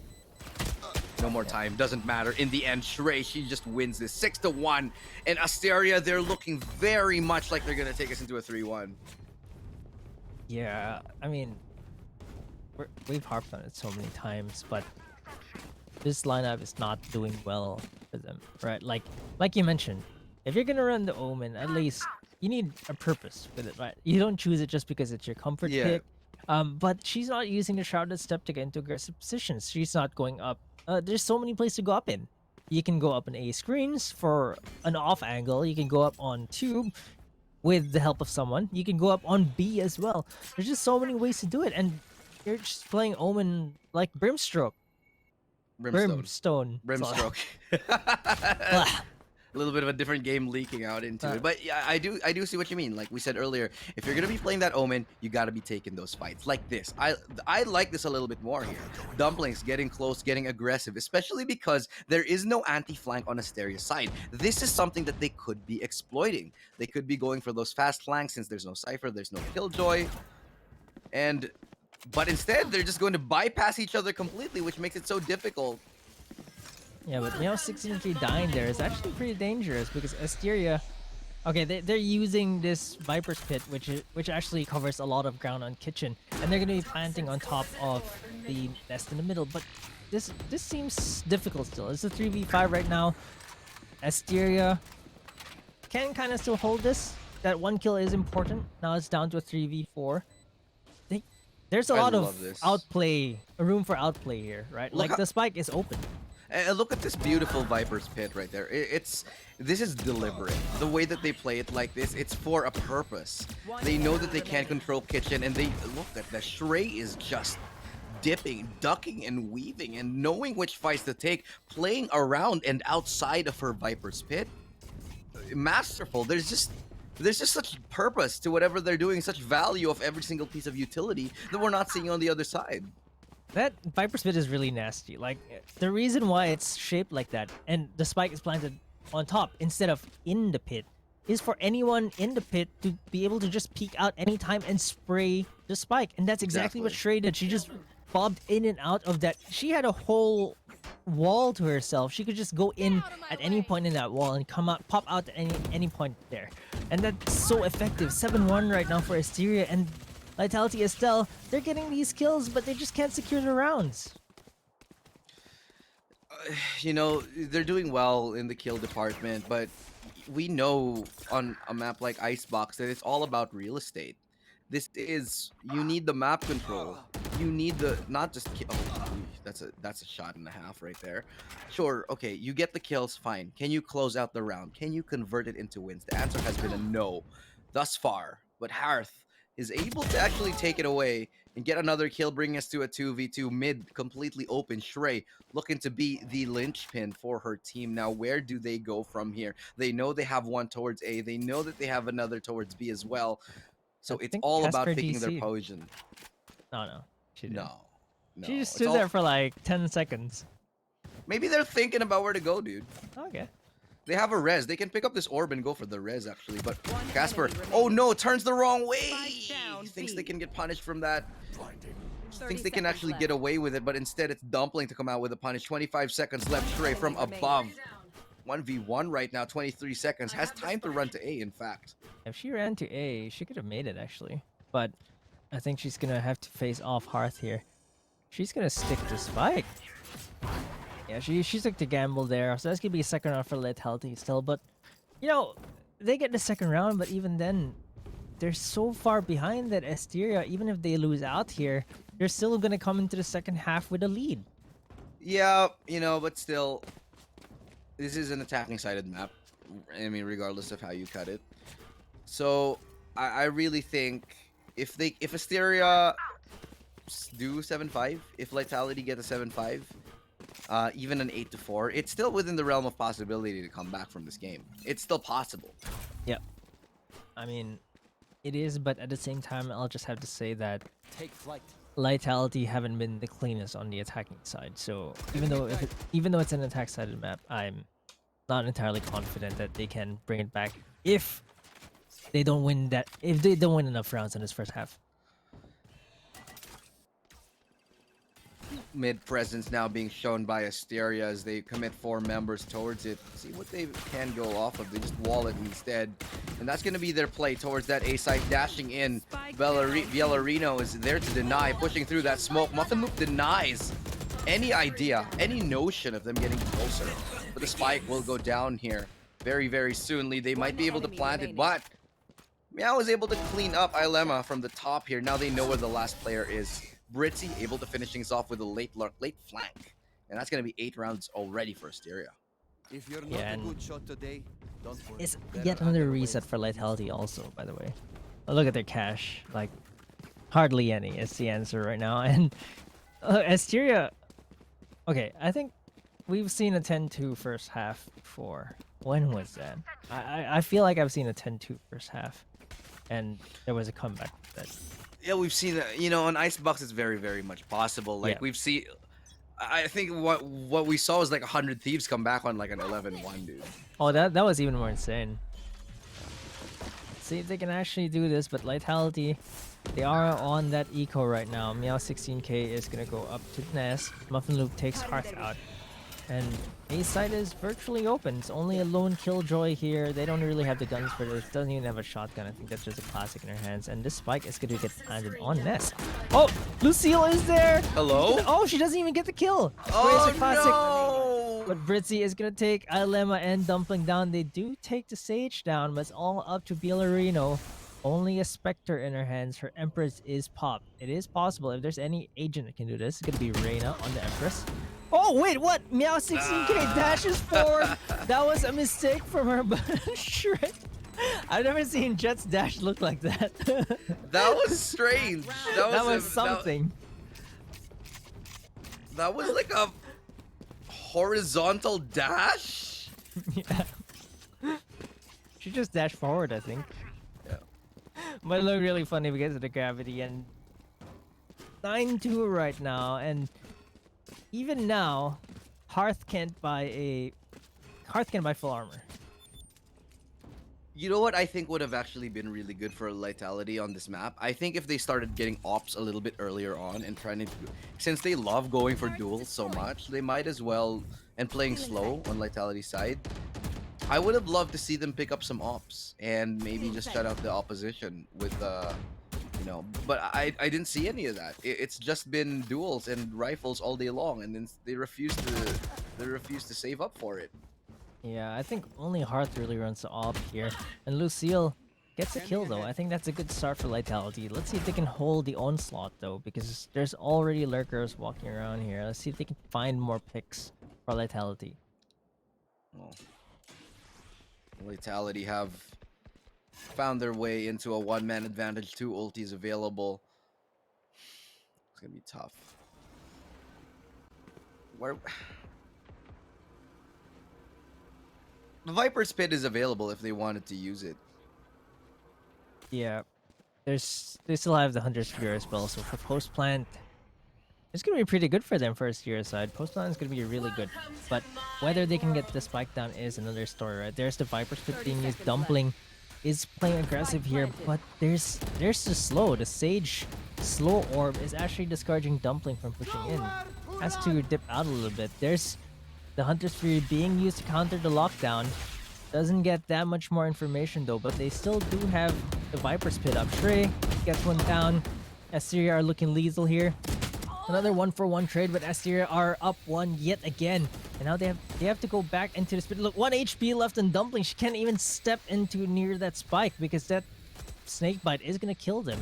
Hearth has to step out, finishes off Meow 16k, but Britzy, a lineup of her own, gets the shock dart. Hearth takes Britzy down though. It's all up to Shrey versus Hearth. Shrey gets the kill, and it's a 10-2 first half for Asteria. What a round right there. Just the Viper's Pit deployed to perfection, and now we're here. 210. 210, man. 210. Yeah, 210. But like you said, attack side of map, we'll have to see. We'll have to judge. This pistol map is crucial. Yet again, extremely important for Lightality because they lose this one. They're down 11-2, and they're gonna have to either force. They're probably not gonna eco, right? So they're gonna have to force, and you're basically on that gamble that you win that force by. And pistol rounds, we've seen Asteria take pistol rounds left and right here, so I feel like Lightality is still are gonna have to dig deep here. They will, and they will have to really, really try hard. This is where we see whether they're ready for their attacking side or not on Lightality's side. What do they have to offer on this pistol round? It looks like... Okay, never mind. It's a free A site. They took a gamble somewhere else, and so spike will be planted. Instead, it will be a fresh, straight up 5v5 retake coming at you. Yeah, A side not really the easiest to retake, but they don't have the lineups. They don't have the snake bites. Shrey gets a kill onto Dumpling. That shock dart doesn't really clear the corner, but Ilema gets 1 kill. Shrey finally gets a trade. Britzy gets a kill of her own. It's now 4v2 right now. Lucille doesn't get anyone. Bilarino, last one alive, no cover for her, and four members remaining for Asteria. It looked like it was gonna look good for Lightality. You know, it did, and honestly, just props to Asteria for playing retakes so perfectly. Like look how I told you this earlier on before the start of the game, right? That like if you look at their zoning, especially on that retake, it was perfect. Everybody was covering an angle. Everybody was looking the right way. Nobody had any. There were no gaps. And even in those tiny gaps that there were, somebody was there to respond. And that's why that retake just went so phenomenally. Is because they were just so in sync, like a pack of wolves just hunting down prey. That's what we saw from Asteria and Lightality. Estelle. They got a force here. Otherwise, this is pretty much it. Yeah, and this is the exact same thing they're doing on this round. They're giving away A. They want to go for the retake. Look at Shrey. Shrey's ready. If it's A, I'm gonna stick right here. Gonna deny default for a few seconds. But the spike is gonna go down. A little bit of an awkward spot for the spike plant there. But Asteria are gearing up for this, and they're gonna take down Lucille. She was trying to flank, but instead Muffin Loop gets the kill. She already has the Vandal on this second round. And Lightality, they're gonna have to get more kills here, but Casper takes Villarino down. It's now down to a 3v4. Dumpling gets one kill for him, but Meow 16k responds with the Marshall.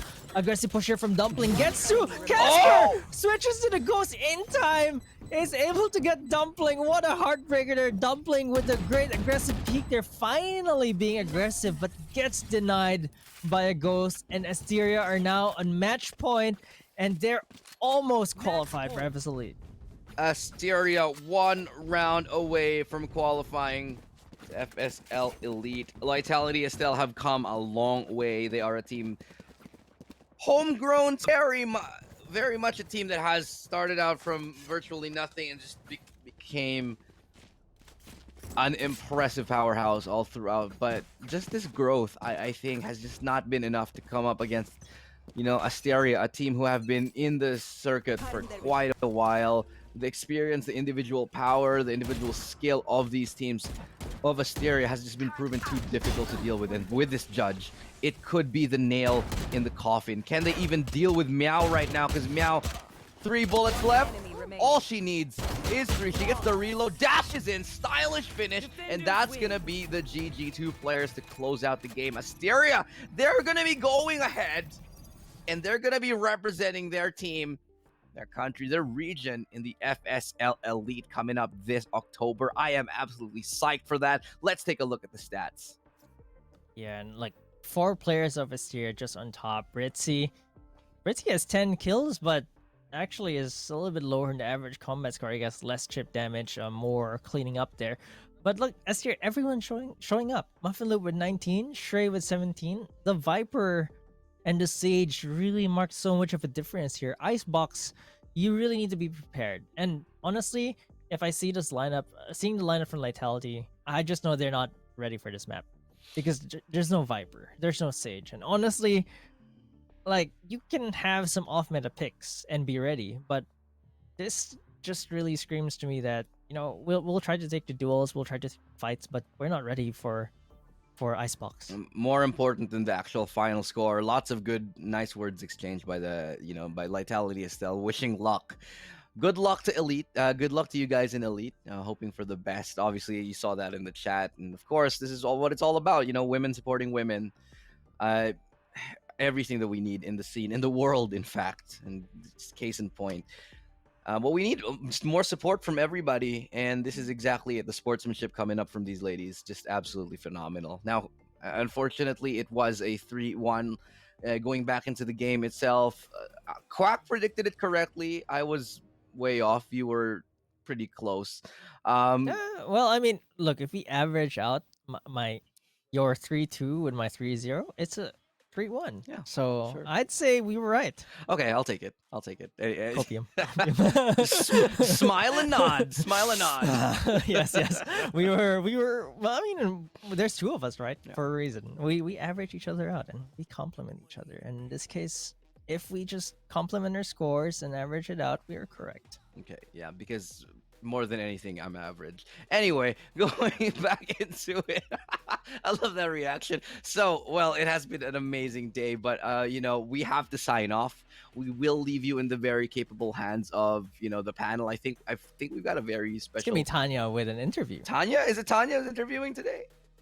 Yeah. Oh, okay. Very cool. Well, we're gonna sign off. And when we do get back, we've got an interview, I think, with the winning team. I think that's Asteria. So make sure you tune in for that. For the last time today, I'm Illustrado. This is Key. We're your casters. Follow us on Twitter. You know what's up. And of course, stay tuned. We're going to be coming back at you with FSL Elite in a couple of weeks. I'm absolutely hyped. You guys better be. So it's time for us to sign off. GG and goodbye. Good night, everybody.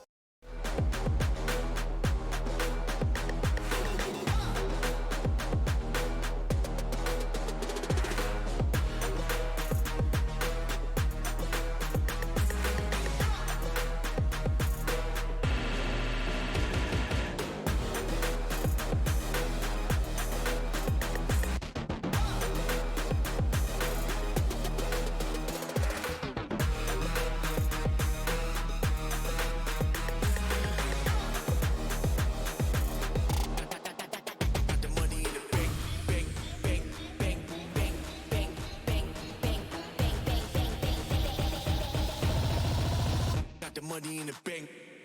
Hit you with the 808. Hit you with the. Hit you with the bank. Hit you with the. Hit you with the 808. Hit you with the. Hit you with the 808. Bang to the break. Bang to the break. Bang to the break. Bang, bang, bang, bang, bang. I'm a boss, and you know that I'm finna shine. Got the money in the bank.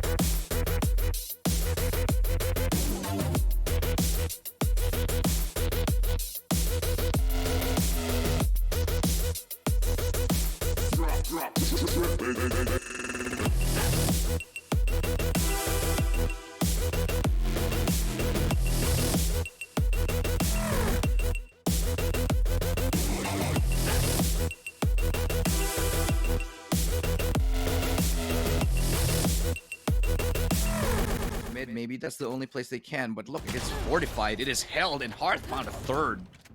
346 HP. Muffin Loop has to tap away.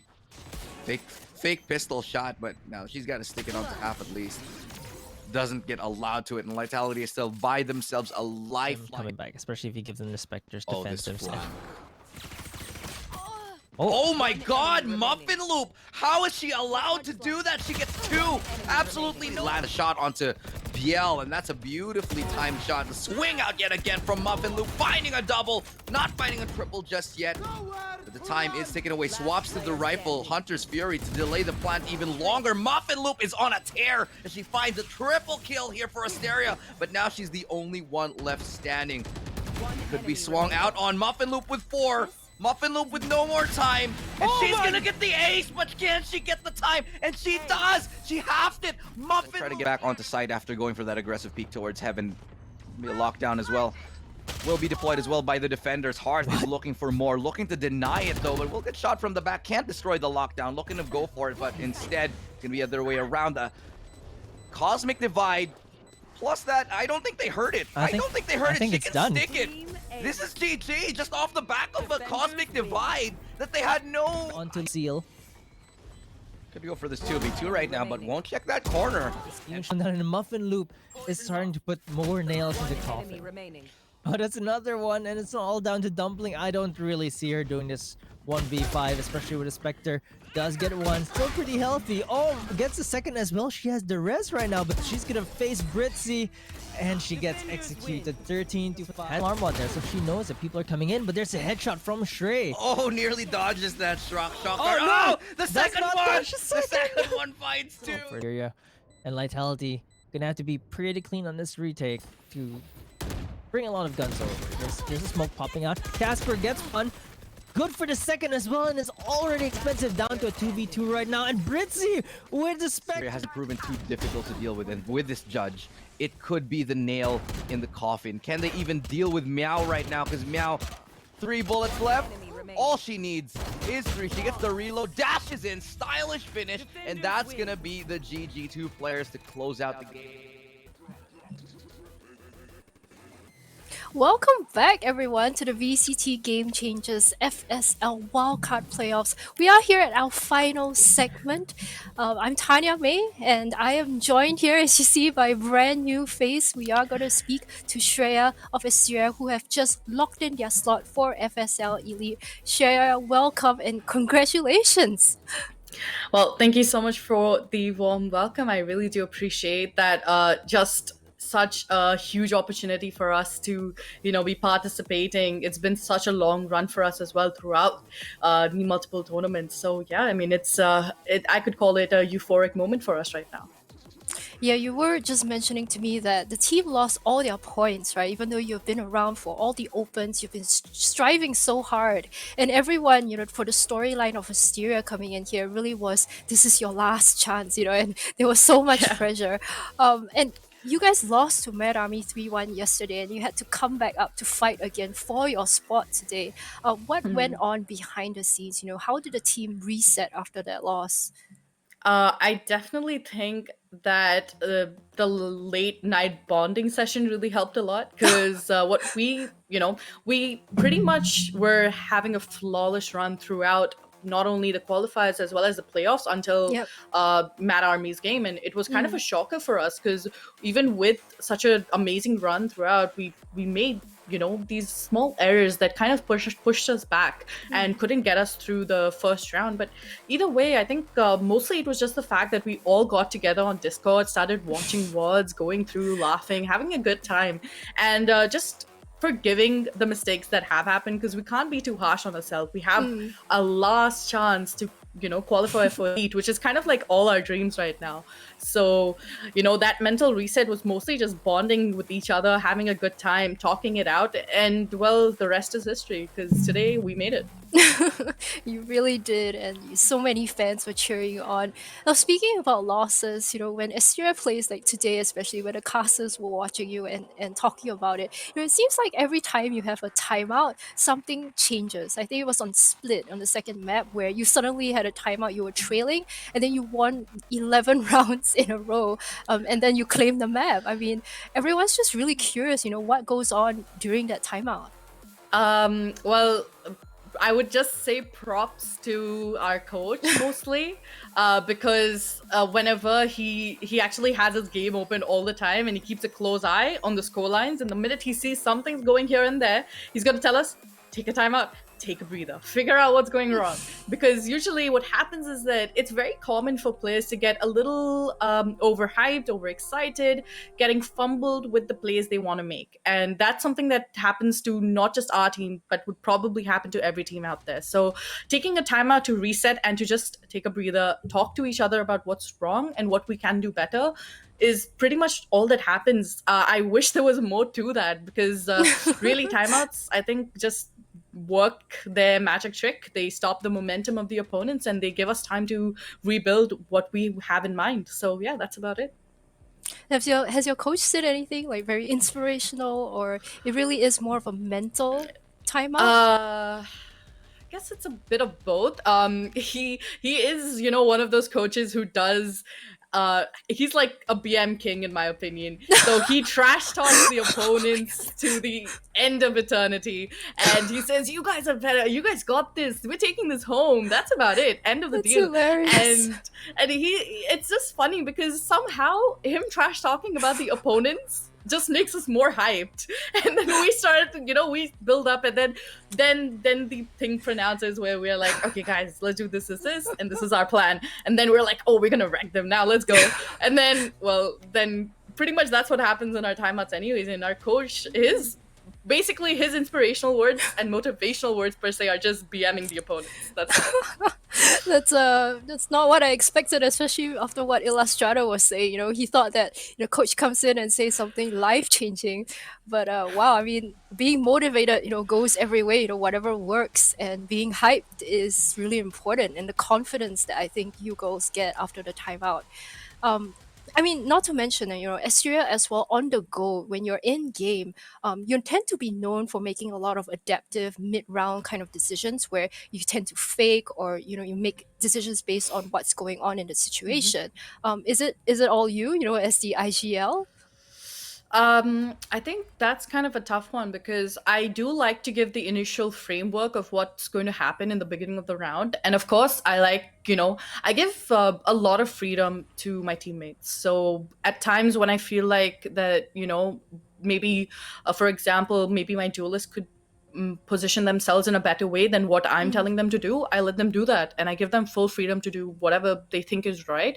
And when it comes to mid-round callings, I think it's like a mutual decision. It's a mutual agreement. Of course, if I say otherwise, they're going to follow it, and it may or may not work, but they still trust my call, and we go for it. So I would say that it's a little bit both of everybody's inputs in the middle of the round, really good communication between each and every one of us, talking about, hey, we spotted this person out, and I think we want to try this. And if it's a go-ahead from me, and if it's a go-ahead from everyone, we execute it, and it ends up working. So yeah, it's I guess a team effort in mid-round calling. That's cool. That's very interesting to know what goes on behind the scenes. And speaking about IGL, we have these interviews and we have talked to other teams like also Ego Celeste, Galaxy Racer, and all the IGLs have very different styles, right? Sometimes they're more like, we like to facilitate them, or some other IGLs tend to be like, okay, you need to train a certain amount of hours every day. How's your style like on a day-to-day training? Well, first things first is I mostly, before they're my teammates, they're my friends. So I find that in a team, you have to have a family slash a friend environment. Otherwise, there's no point of you playing in that team. And I think that's the best part about us, because we're friends first. And no matter what happens, of course, we're going to keep things at a professional level when it's in game. But out of the game as well, we're all such good friends. And so that natural bonding, well, it just happens. And So yeah, of course, I don't necessarily tell them, hey, you guys have to train like 10 hours a day. The coach does that. He does his part. I don't have to do any of Right. that. Thank God I don't have to be the evil person in this. But when it does come to me talking to them about, what reviews, what I think they can do better, they are some of the most understanding people out there. They take it very well. And when it comes to feedback, they give me some feedback as well. And I think that's what I love about the team. I think that everybody's treated equally. And we think that each person's role is as important as maybe even the IGL. So yeah, Yeah, sounds like friendship is magic. it truly is. And I mean, you have to think that, because you guys are all in different places as well, I think you're bonding over the fact that everyone has high ping and you're all facing the same kind of challenges. I mean, whenever you press tab, we see there on the in-game screen, all of you have pings that are like 60 to over 100 for yourself because you're playing from Australia, right? Yeah. And I mean, the game, like, if you have higher ping, the game kind of tends to give you a peak advantage, but still, it doesn't feel very good. Has the team adapted to the higher ping? Because some pros have actually said, like, on different pings, the way that you play your playstyle, if you change it up, it might actually give you the advantage. Well, to be very honest, we have always played in such a way where ping didn't really bother us because at this point of time we've become so used to that we don't really care. I mean, you put us on even 150 ping and we'll end up playing it. It's fine. We'll just give us a couple of weeks and we'll get used to that as well. But I think that's the best part of it. People really do say that, hey, ping's like a big decider. In some situations, yeah, sure it is. But at the end of the day, if you're smart about the way you play, ping won't really make a difference. So yeah, of course, would I rather have 100 or 12 ping? Obviously I'd go for 12, but Yeah. I mean, still I don't necessarily use my current ping or my teammates ping as an excuse for our performance, because our performance is never going to dip irrespective of what ping we play on. Yeah, that sounds like you guys are really, really resilient and not, making excuses at all. And I think it has shown in your performances and how much persistence and hard work that all of you have put in.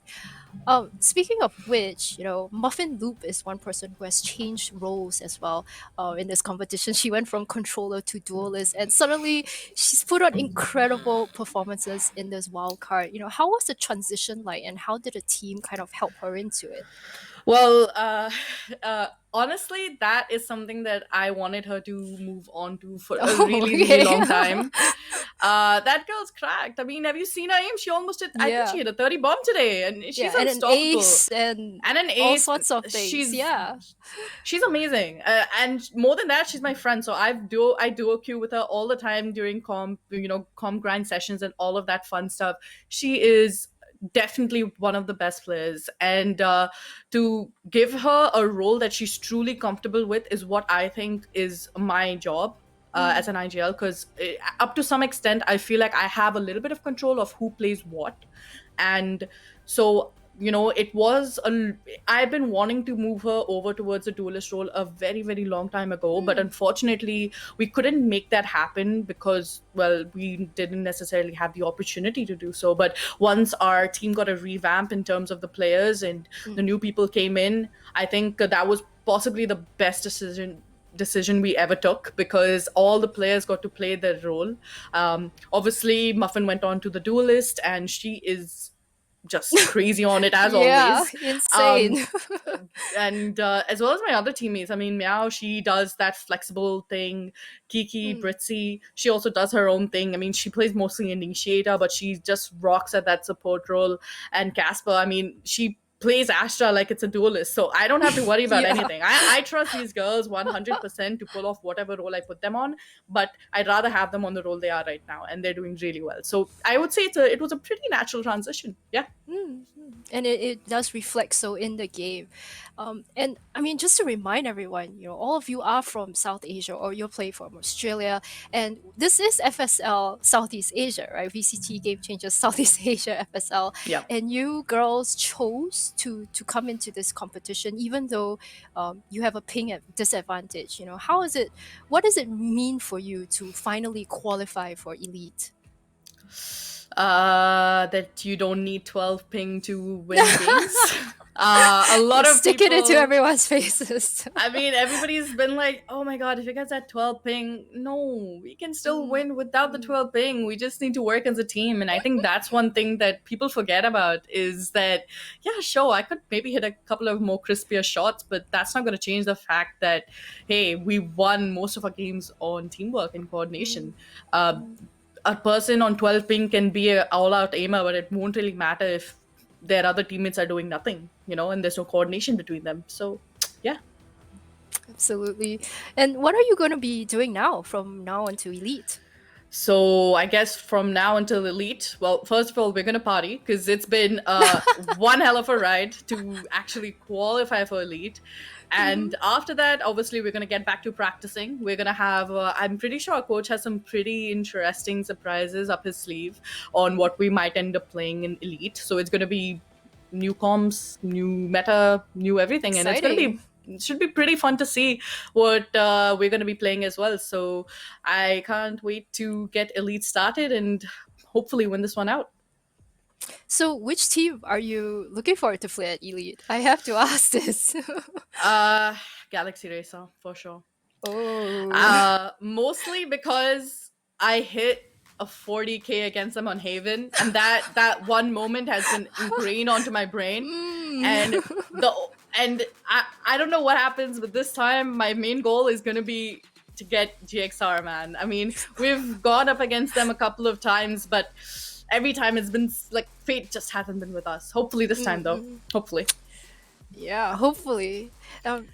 Last question, Asteria has so much support. I mean, the fans in the chat, and they've been hosting watch parties on YouTube just to support you. They've been cheering you on non-stop throughout the competition. I mean, even in the first match, they were asking, where is Asteria? Everyone just wanted to see you girls. What would you like to say to your fans? That we all love you because your support has been so crazy. It has given us so much of, I would say, exposure. It actually gave us the motivation to come in today and perform the way we did. And I don't think we could have done that without you guys. So thank you so much. And that I'm just saying that we love you so, so much. And thank you again. And that's coming from all the girls, definitely, not just me. So yeah. But yeah, that's all I can say. I can't thank them enough. Yeah, and congratulations once again. I mean, your fans, everyone here is so happy. You made it so far. Finally get the second slot here for Elite. To the fans, everyone who has been watching in the last 3 days of VCT Game Changes, FSL, Wildcard playoffs, thank you so much, every single one of you who have tuned in. On behalf of the talent, broadcast, everyone here, we really, really appreciate all your support. And of course, to our sponsors, Intel, Yahoo, and Secret Lab right here, a brand new gaming chair sponsor for making this happen. And look forward, guys, because FSL Elite is going to happen from October 23rd to the 31st. That's the last week of October, right? So bookmark this page, put it in your calendar because we will be seeing you there again, where the strongest of the strongest, the best of the best, the queens are all going to be battling it out for the biggest crown of all. But till then, take care, stay safe, everyone. This is again Shreya from Asteria, their IGL. Very, very happy to be here and to qualify for Elite. And I'm your host, Tanya May. For now, we will be signing off.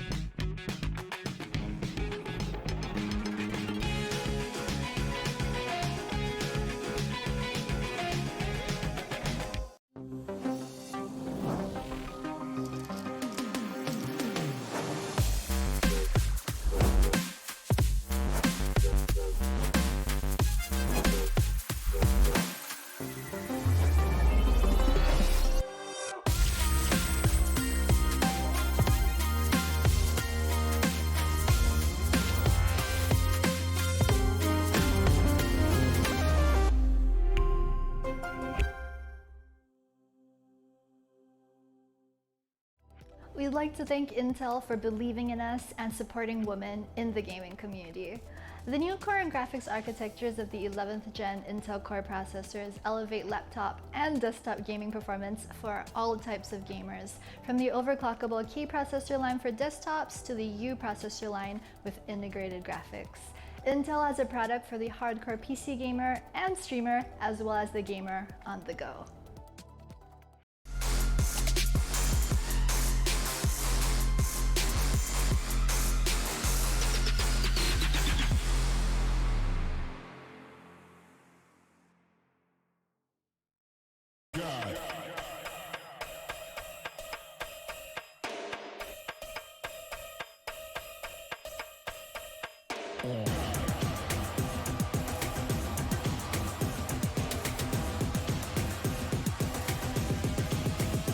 Show me what you got. Back up, back up.